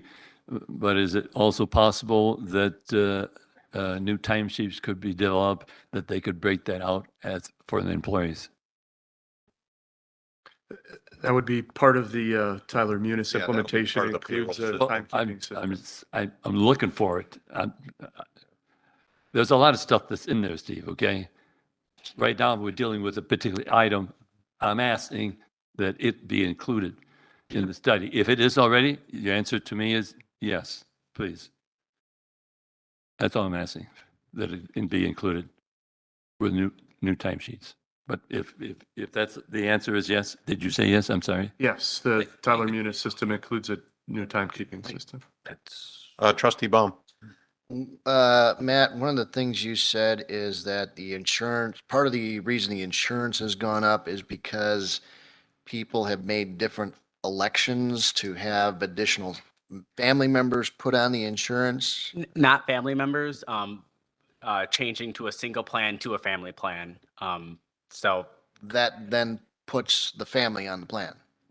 yes, I wasn't saying like a family adding a new child to a family plan, but yes, if I was on a single plan this year, next year, me and my family come into my plan, we'd switch from a single to a family. I thought you were referring to a family plan, someone adding a new child, but No. Okay, so what is the village's policy for paying for insurance? We pay for the entire family? the premium split is 88% village, 12% employee. Okay. Is the premium split. Premium split. And then that is if my spouse leaves her job and now needs insurance, she just goes on my insurance, my village policy. And the village has to accept the cost of doing that. Yes, yes, if someone elects to have a family plan. And for police and fire, that's in the union contract, so we are required to do that. Okay. Is that throughout the rest of? And this is the same Sure. practices apply to all village full-time employees. Okay, thank you. Yep. And like I stated earlier, in the fire department specifically, it looks astronomical. But if you look village-wide, the overall increase, I think, is 9%, not 36.8. Any other questions for Chief Delane or Matthew? Great, thank you. Appreciate it. I'm gonna power through real quick, so just bear with me. Actually, it might be easier if I just go like this. Let's get going too. All right, next one up is the village board.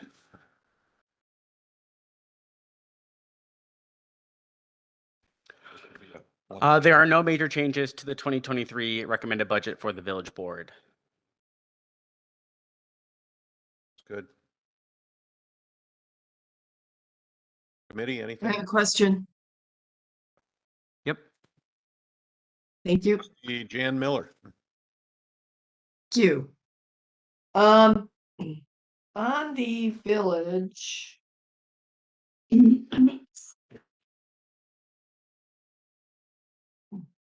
Pardon me. We have, I just wanted to make mention that there is a line item for the cable television, but, it has a budget in 2023 of, $500. I thought we were spending money to update it, and it was close to 90,000. So is this a real number? I can give some history on that. I believe Trustee Miller may be referring to the improvements to the audiovisual system that was installed. That was actually completed in 2021. It was not in the village board budget. That was a capital project. So that wouldn't show up here. Okay, where would, it says cable television, Mr. Krecklow. And so I would think that would be the channel 25. Yeah, that makes sense. I don't know that, I see that there was $500 budgeted in 2022. $68 was the last expense out of that line from 2020. I'd have to go back and look what was actually spent out of that line in 2020. I thought we had to buy a part, and it was pretty expensive. Capital item, it wouldn't come out of this budget line. Okay, that's fine. And could you explain to me who the legislative expense would be? What is it a person? Is it just a something we go ahead and enter on a regular basis? Or I can look to see what's. Yeah, we'll look up a little bit of history of what those expenses Okay. are. What and line? then do you Thir- find it? Oh, okay. Is that It's for, 3210, ending 3210. Because there is a separate line item for legal services. The membership. Yep. Do you want to answer? Trustee Miller, the legislative expense line item 10-511-530-3210, is the annual expense to be a member of the League of Municipalities. Oh, okay, so it's a okay, annual. Okay, and then I wanted to ask that we increase the seminars, meetings, and trainings for the village board so that we may attend the League of Municipalities. They have events and seminars all over the place, and there is a fee to get enrolled in that. Sometimes if it's a day, it could be $5.95. In addition to that, I'd like funding added for Leadership Germantown on an annualized basis. So the only amount that we have in the seminars and training is $500, and we have 9 people. The village staff sends a person every year to Leadership Germantown, and the League of Municipalities has excellent seminars on everything from codes to TIDs to whatever. And I think it's really worthwhile. And I would like to attend. I did attend Leadership Germantown, and I am a graduate, and it would be nice to use Leadership Germantown as a training foundation as we update our trustee handbook. So can I make a motion? Okay. I think part of that motion is where are you going to fund it from? I would fund it from within the budget of the village board. And I would like to take $2,000 out of legal services and put it into the meetings and seminars. For the last 2 years, the actual expense for legal services is somewhere around 22, 23, 24,000, and it's budgeted for 60 the last 3 years, and it hasn't been used. All right, do we have a second? All right, we have a motion on the table to, might have to explain that one again before we go into discussion, please. Certainly. Could we please take $2,000 from the line item 4100 ending 4100 legal services and put it into the training and seminars and meetings for village board ending in 7700. The amount $2,000. All right, thank you. Discussion, trustee Kaminsky. 2 comments. The first one, I would like to know why there is so much money in there for legal services if they only, is that just a placeholder or what is the situation with that? I think one of the, we have been budgeting historically $60,000 a year in this line for legal services.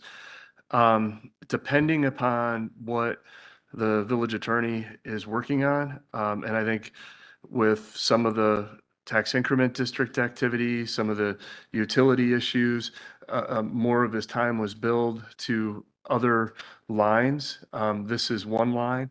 I think this reflects something in a year, you know, where there would be fewer of those types of activities. The expense would probably be closer to $60,000. But in 20 and 21, more of the village attorney's time was spent on items that were billed in other accounts. Is this basically for him coming to the meetings here and just because we have X number of meetings, I wouldn't think that that would vary very much, except some of the meetings go on longer and longer. You know, that's my first question. My second one is, Trustee Jan Miller, how would you decide who's going to use that $2,000? How competitive is that going to be if 4 people on the village board want to go to a conference and each conference is $610? I mean, how does that work? Because I I could see half funding it and let that board member have skin in the game.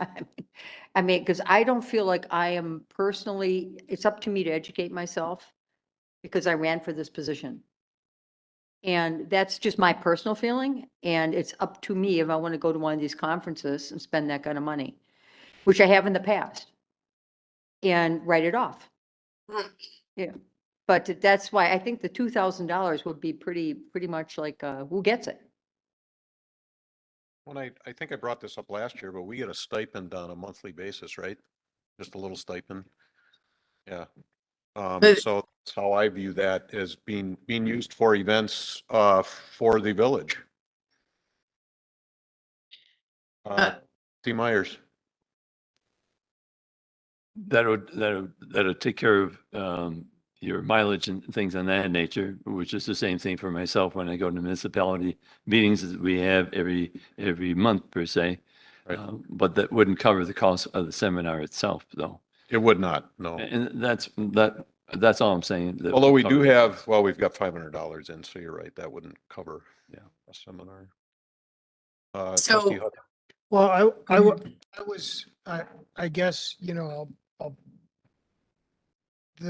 this position is public service. And to me, the money that we receive on a monthly basis is to cover things like this, to cover our computers, to cover our cell phones that we all use. I don't look at the money that we receive necessarily as being a wage, because this is public service. All valid points. May I make a comment? You sure can? Thank you. I look at this as a real training program. We have been lacking in an updated handbook. And I think one of the secrets that we have offered here in Germantown is Leadership Germantown. And I went through it. It gives you access to not only village buildings, there's a whole day for that or half a day, but also our very, very crucial corporations, that large corporations that allow you to go on tours. So it's about training a new trustee, because coming in means that you've made the commitment to give time to this village. However, it doesn't give you all of the opportunities of networking and learning the history of Germantown. So I think on several levels, it also the networking, to be able to go to Gale Foods, do plant tours at JW Speaker as well. These are important partners in our community.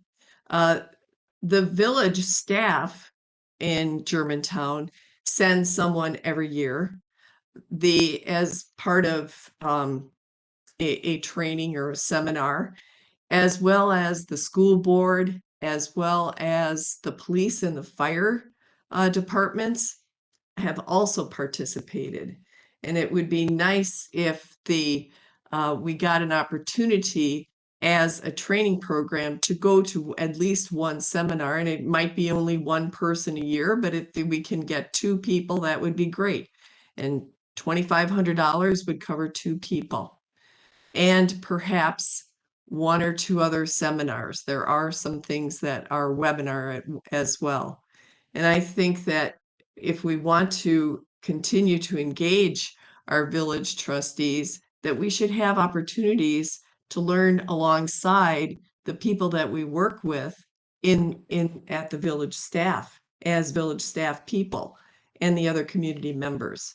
So it's a learning opportunity. It's a training opportunity. It's just one time a year. And yes, I use my stipend. I use it for my computer and my internet access. That's actually So- one in the election year.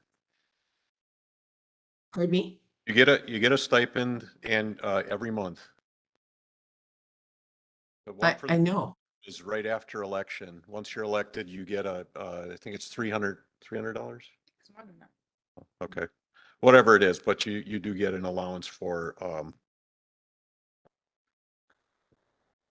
we're talking, anyway, you've heard the comments here.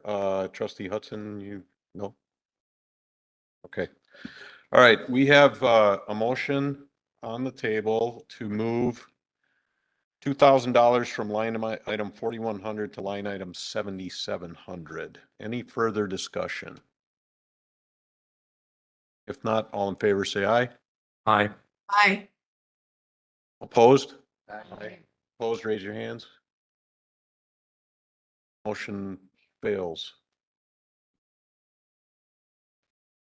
There are two things that I wanted to bring up. Number one, line item 3220 for legislative expense. We do have $9,600 in the budget. However, the year to date says it's at 59,000. That's 50,000 over. Yes, I just believe that is a error on the entry side, I believe. Okay. And good. I can confirm a majority of that should be allocated to legal services, rather than in the legislative expense line.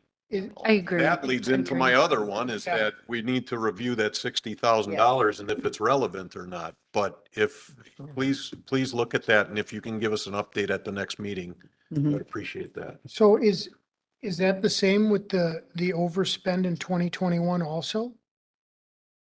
Because you're seeing two fairly large differentials I there. remember there was something on the league for that year, wasn't there? That we had to put a whole bunch of money to League of Municipalities that year. Didn't they increase the fee? Yeah. Yes, but not, they wouldn't have increased it to They didn't 21. double it. Yeah. Okay. Well, I think that needs to be reviewed and if we can review it, or you can bring it back at the next meeting, we need to look at that. So I just pulled it up, the legislative monthly expense line. My assumptions were correct. There is several entries for attorney fees. What I can do is I can separate those out and give you an actual for the legal expense side. Math. 30. Next time is fine. At least 40, probably closer to 50. So $60,000 is the correct number. Probably the correct number, yeah. That actually means we're going to be going quite over on our legal expenses this year. So it's going to be more about 80,000 that we're going to be spending on legal expenses, not 60. Do we need to increase that for next year because of all the TIDs coming in? I'd rather get good numbers next meeting. Yeah, we need accurate numbers here. And any expenses related to a TID would be charged to the TID. So there are other line items for legal expenses. The water, each of the utilities has them, each of the tax increments. So do you know why we are going about 80,000 this year for legal fees instead of 60? Do you know what the issues are that we had to? We've had a lot of long meetings. So if we keep the meetings shorter, our legal expenses go down. Trustees, do you hear that? I'm amazed. But there is, I mean, and there is an expense, we do pay an hourly rate for the village attorney. So it is one of the reasons we try to keep, we want to use him and when we need legal advice, get it, but we try to manage that as much as we can as well. And to include, the 60,000 is kind of a ballpark average. I went back and looked at 2018 and 2017. 2017, there was $92,000 expended there. 2018 was 65, 19 was 45. Right, it all depends on what's happening, Yeah, how many in things the have last to 2 be years, they were prepared. lower. And if we're talking about a referendum year, it's gonna be, anyway, okay. Anything else on the village board? If not, we will move on to administration. The only major change for the administration is you'll see in salary and benefits, They went down slightly over 2022. I have not been demoted. The salary allocation for the village administrator and myself was allocated to, a portion of our salary was allocated to TID 9. So that's where you'll see that slight decrease there. Okay. Question? Yeah, trustee Jan Miller. Thank you. Why would part of your salary go into TID 9? Goes So- into all TIDs, yeah. Yep. So a portion of many employee salaries, myself included, the administrator, DPW director, the clerk treasurer, gets allocated across all the funds that the village owns, all the major funds, not the K-9 fund, obviously, but sewer, water, all the TIDs, and the general fund. Our salary is allocated based on the estimated number of hours we work on projects related to those projects.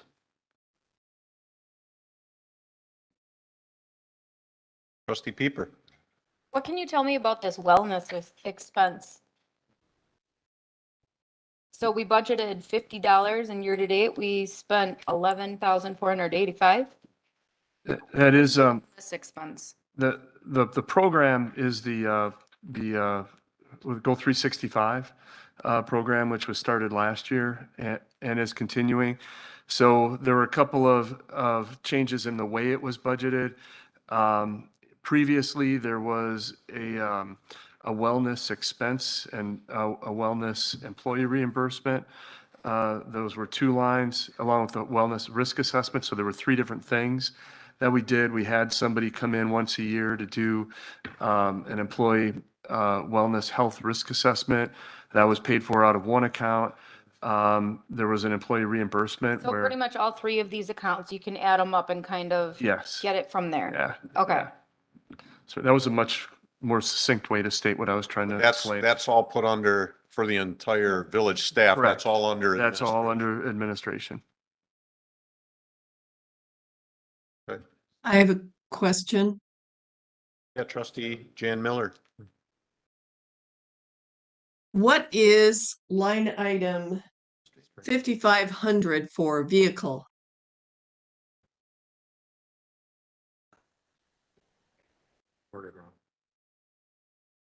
I don't know, it's $1,800. I don't know what it's for. That's an allocation that each department is allocated the expense of maintaining the pool vehicles For the that vehicle the usage, vehicle that the village maintains.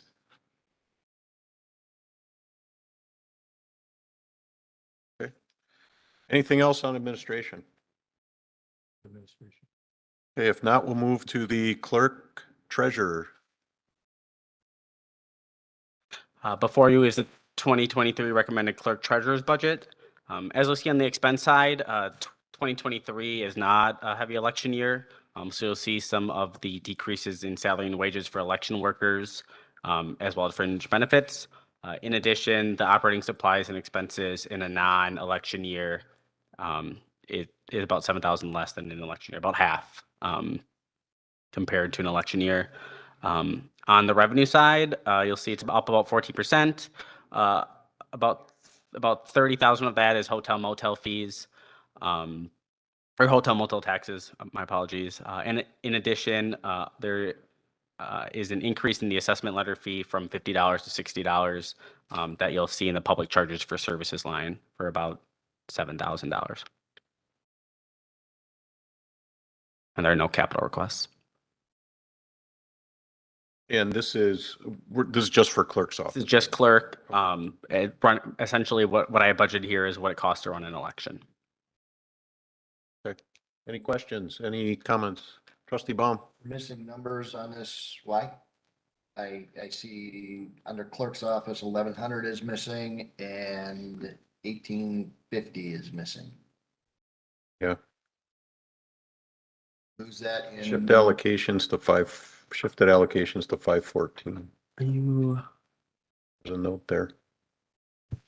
Can you state the account line again? Under salaries and wages, line 510, 1,100. Okay. 510, 1,850. Yep. So in the 2022 budget, or historically, the clerk treasurer's office they allocated certain portion to the clerk's office and a certain portion to the treasurer's office. Last year in 2022 budget, we dedicated the treasurer's office as where we would allocate their salary and benefits, leaving the clerk's office budget just for the election portion of their duties. So there should be the only salaries in the election in the clerk's office would be the election workers. In the salaries, regular 1100, there should be no allocated salaries. Correct. Just, you moved it.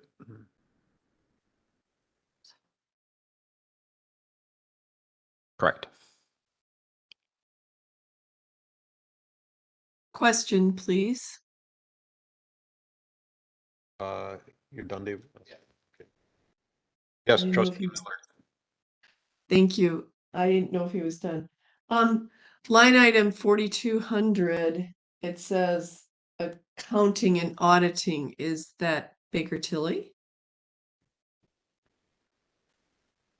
4,200, where's that? Yeah, like, Are you? line item one, not line item, number 114. Oh, Oh, yeah, we haven't really got the treasurer. Can you hold your question for? Oh, just a sure. minute? Sorry. Thanks. Any Any other questions on the clerk's office? Quick one. And then we'll move down to treasurer. Yeah, trustee Kaminsky. So all the blanks I'm seeing here on the actual sheet, those are expenses we don't have this year because of the elections. I mean, all of these, telephone, So all of those expenses has been allocated to the treasurer's department, and that happened in the 2022 budget. okay, so don't worry about it. Okay, thank you.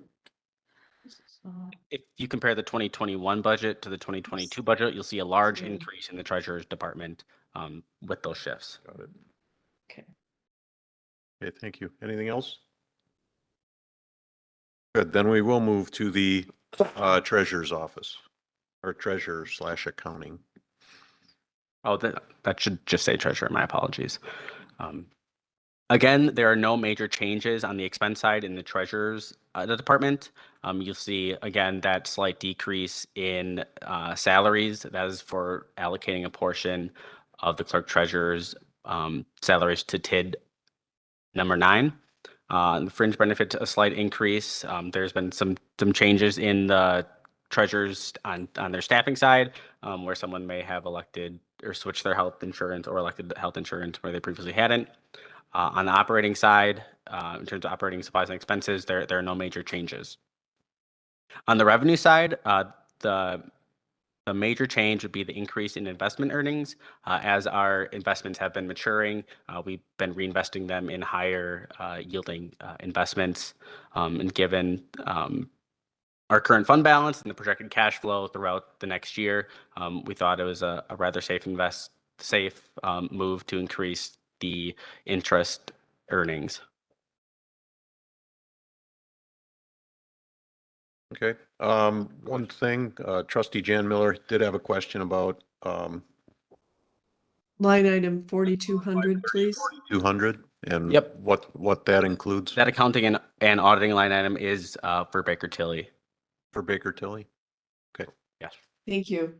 and that's not for the assistance we're getting right now, correct? That's just for the audit?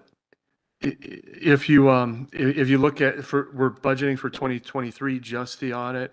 If you look at 2022 year-to-date, you'll see it's a little bit higher because we have been getting some additional outside assistance due to the vacancies that we've had in the department. Thank you. Trustee Myers? When you were talking about investment, who do we have before and who do we have now? We have the same. We work with the same investment group, Which is? Ehlers. Ehlers. All right, Ehlers. So it's a different account within the system. Nothing has changed with the accounts or the investment manager. It's just that as the investments that we made, 2, 3, 4 years ago in a low interest rate environment are maturing, we're able to reinvest those at a higher rate.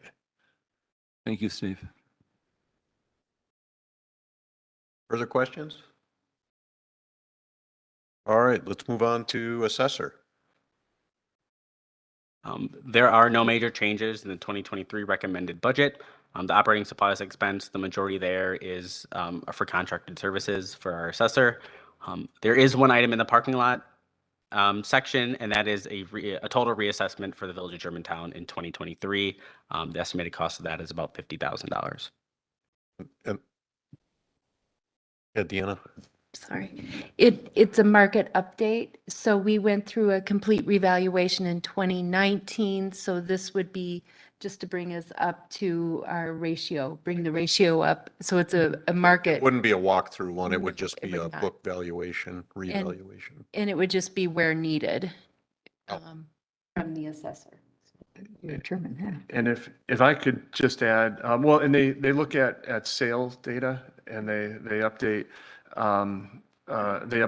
assessed values based on comparable sales. So they do an analysis of what houses have actually been selling for, and then update the assessed value of each individual property based on that information.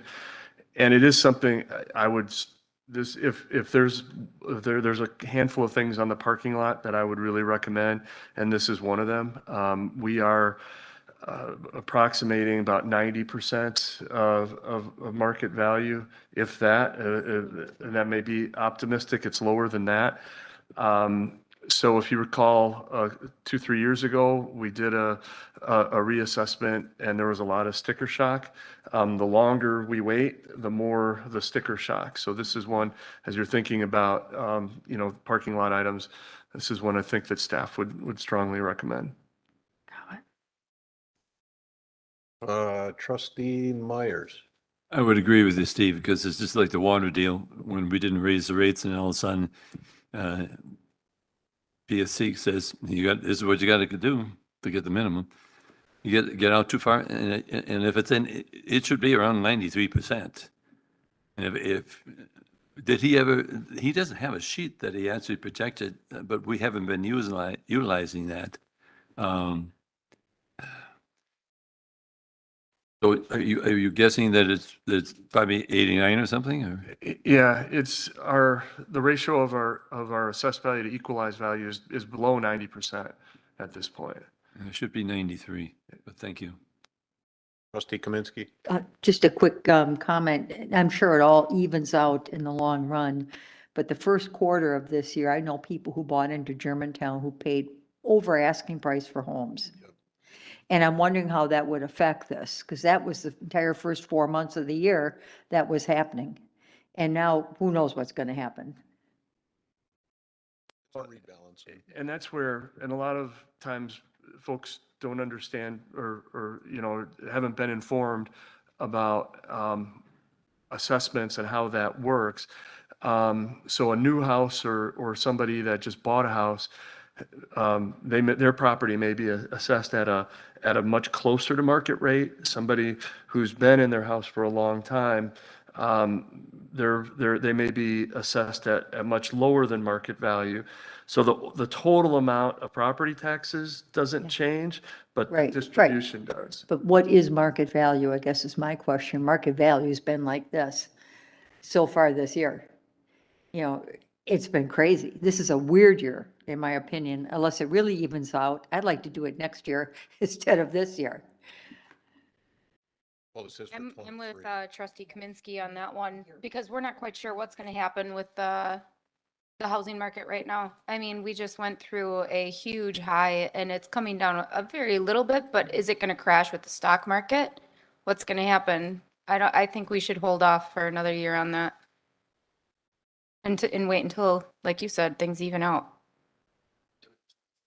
Comment, please. I'd say 24. Hold on, Jan. Trustee Hudson. So it's a parking lot item, right? We don't have to talk about this tonight.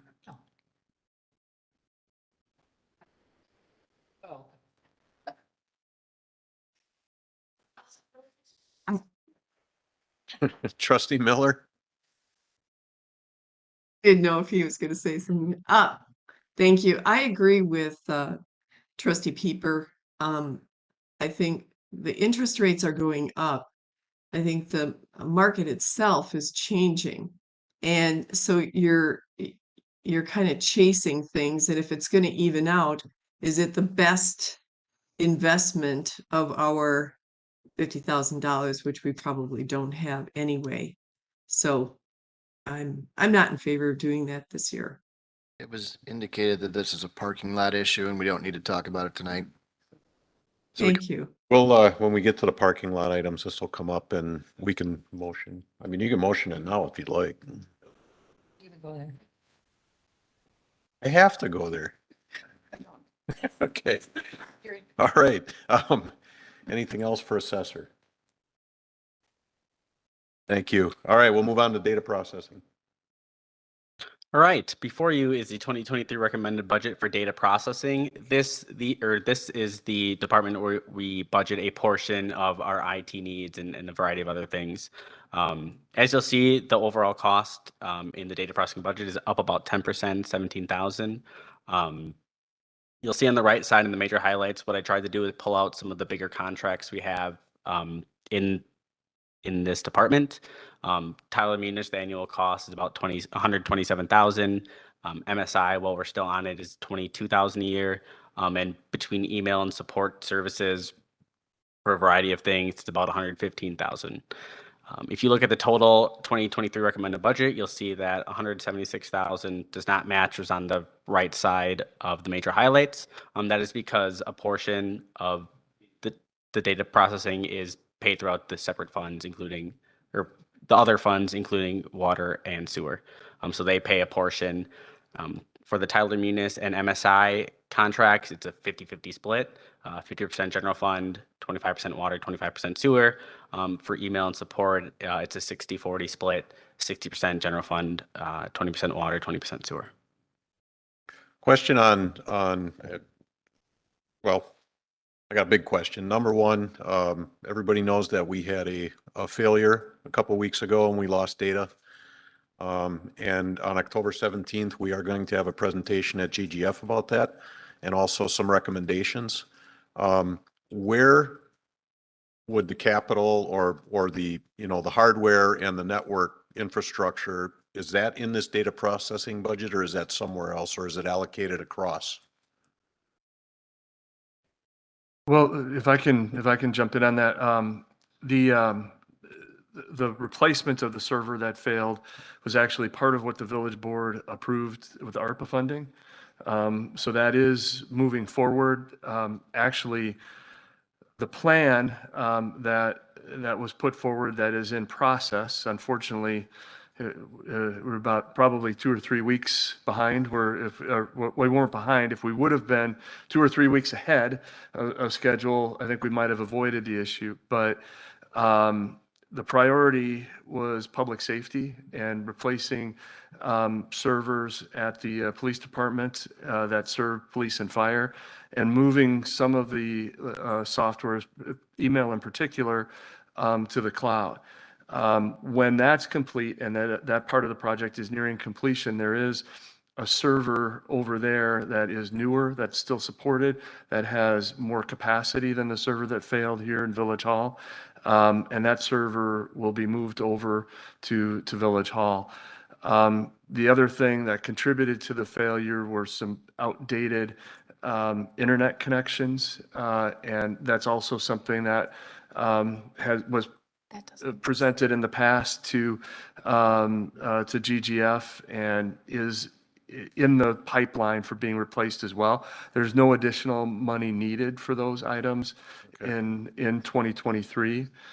And I guess the one other thing that I wanted to point out, and I know we've been having a lot of technology issues, is if you look at really before 2022, a portion of this were staff salaries that were allocated to that organizational unit, but it wasn't really supporting information technology. So we're really increased over the past couple of years what we're doing, what we're funding to try to improve our technology systems from $68,000 in 2020 and $71,000 in 2022 or 2021 to we're going to spend probably $175,000, $180,000 this year, and we're budgeting $176,000 next year. So we've really bumped that up to try to address those needs. Got it. Thank you. Trustee Pieper? How many servers were purchased?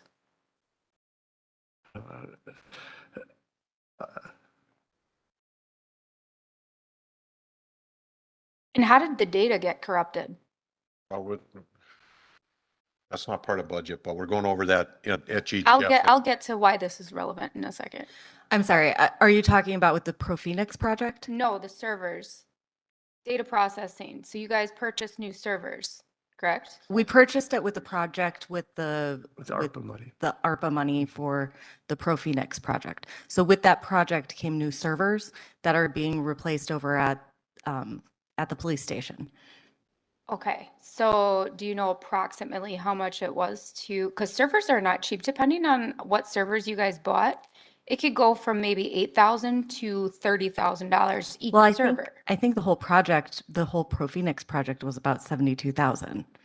Including Okay. the servers. So I don't know about how the age of the servers at the village. I don't know the age of the server that failed, if it was under warranty. I have no idea. It was not.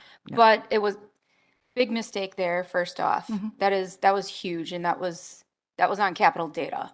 That is a huge, big fat F on them. For one, letting you have a server that doesn't have a warranty on it, and two, for letting it fail, three, for having the data being corrupted. Anyways, to my point, servers only have a lifespan of 4 to 5 years. 6 tops before the manufacturer will not extend the warranty on it anymore, and they need to be repurchased. Right now, if a server is going from $8,000 to $30,000, how many servers do you guys have here? Are you planning that life cycle to replace those servers? Go ahead. Sorry. We're in the process of coming up with those plans. So it's not on Capital Data. Our Capital Data infrastructure. should provide you with those plans of your age of your servers when they should be replaced. They are, yes. They're giving us that information, and we're making plans going forward on how we're going to fix that without, throwing everything out and purchasing everything brand new. So we're trying to make an efficient plan going forward on how we're going to really replace disappointed those. in Capital Data right now. They should have had those plans to us the first month that we signed with them. They should have let you guys know, this is the age of your equipment. This needs to be replaced. This is under warranty. We can't even service it.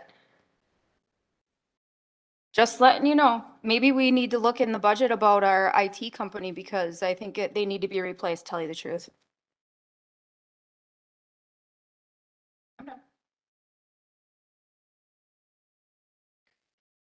All right, anything else with data processing? Questions? Comment. Jan Miller? Thank you. I don't know the technical issues, but I agree with Trustee Pieper. At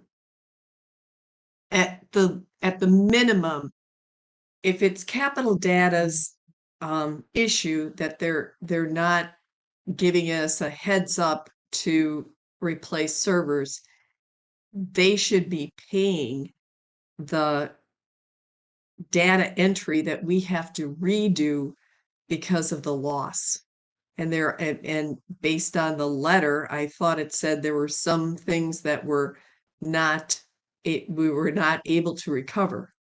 And that's just egregious. End of comment. Thank you. So this will be discussed at GGF on October 16th. We'll have more information. You're welcome to join us to get all the information about it.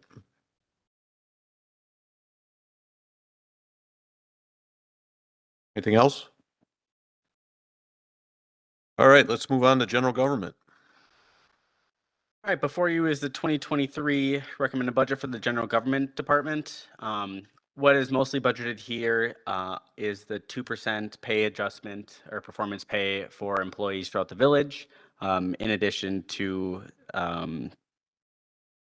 heat, light, and power, I guess would be the other major one to heat Village Hall. You'll see that there's a major decline in salary and wages compared to the 2022 budget. That is because this year, after union negotiations were done last year, I was able to properly allocate those dollars to the police and fire unions, where in the 2022 budget, as during the negotiations, I budgeted an estimated increase for those departments. So what you won't see on the PowerPoint is the total estimated cost for I shouldn't say estimated, the total cost for a 2% pay adjustment. That'll be about $70,000 village-wide for the general fund, not including police union members, fire union members, or DPW union members. So the total cost for 2% pay adjustment is about $77,000. And I missed it. Why the big reduction? Because in 2022, we're going through the negotiation process. So what I did was I budgeted the estimated increase for those departments in that line item rather than specifically allocate it to those departments. Got it. Thank you. Trustee Kaminsky. How many non-union staff members do we currently have who are being covered by the 2 I do not know. Roughly 65. 60 to 65. Could you restate the question? I couldn't hear. It's because I didn't have my microphone on. I was asking how many non-union staff members we have in the village.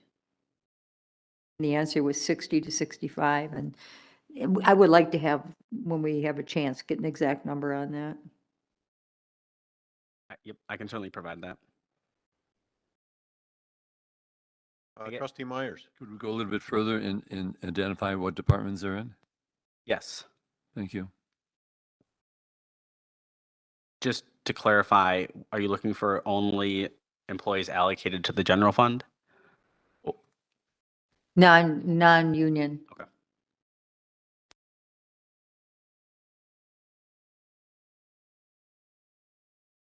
And just to clarify, portions of employees who work in the sewer and water utility, their budgeted increase would be in that budget, not in this one. Whatever our budget increase that we are requesting in here would cover. Okay. 70,000. Correct? That was identified. Yes, I budgeted 77,000. Very good.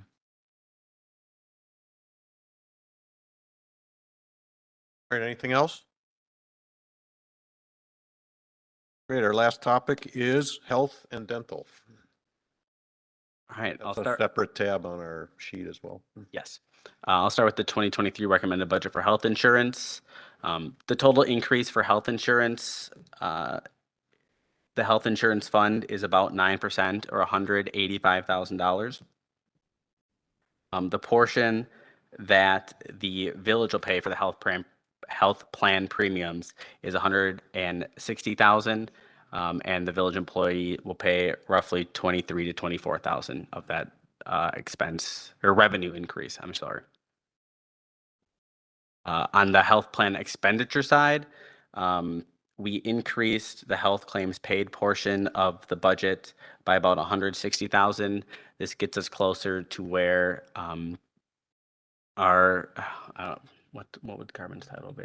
Attachment point. Yeah, it puts us closer to the 80% attachment point that is recommended by our health insurance advisor.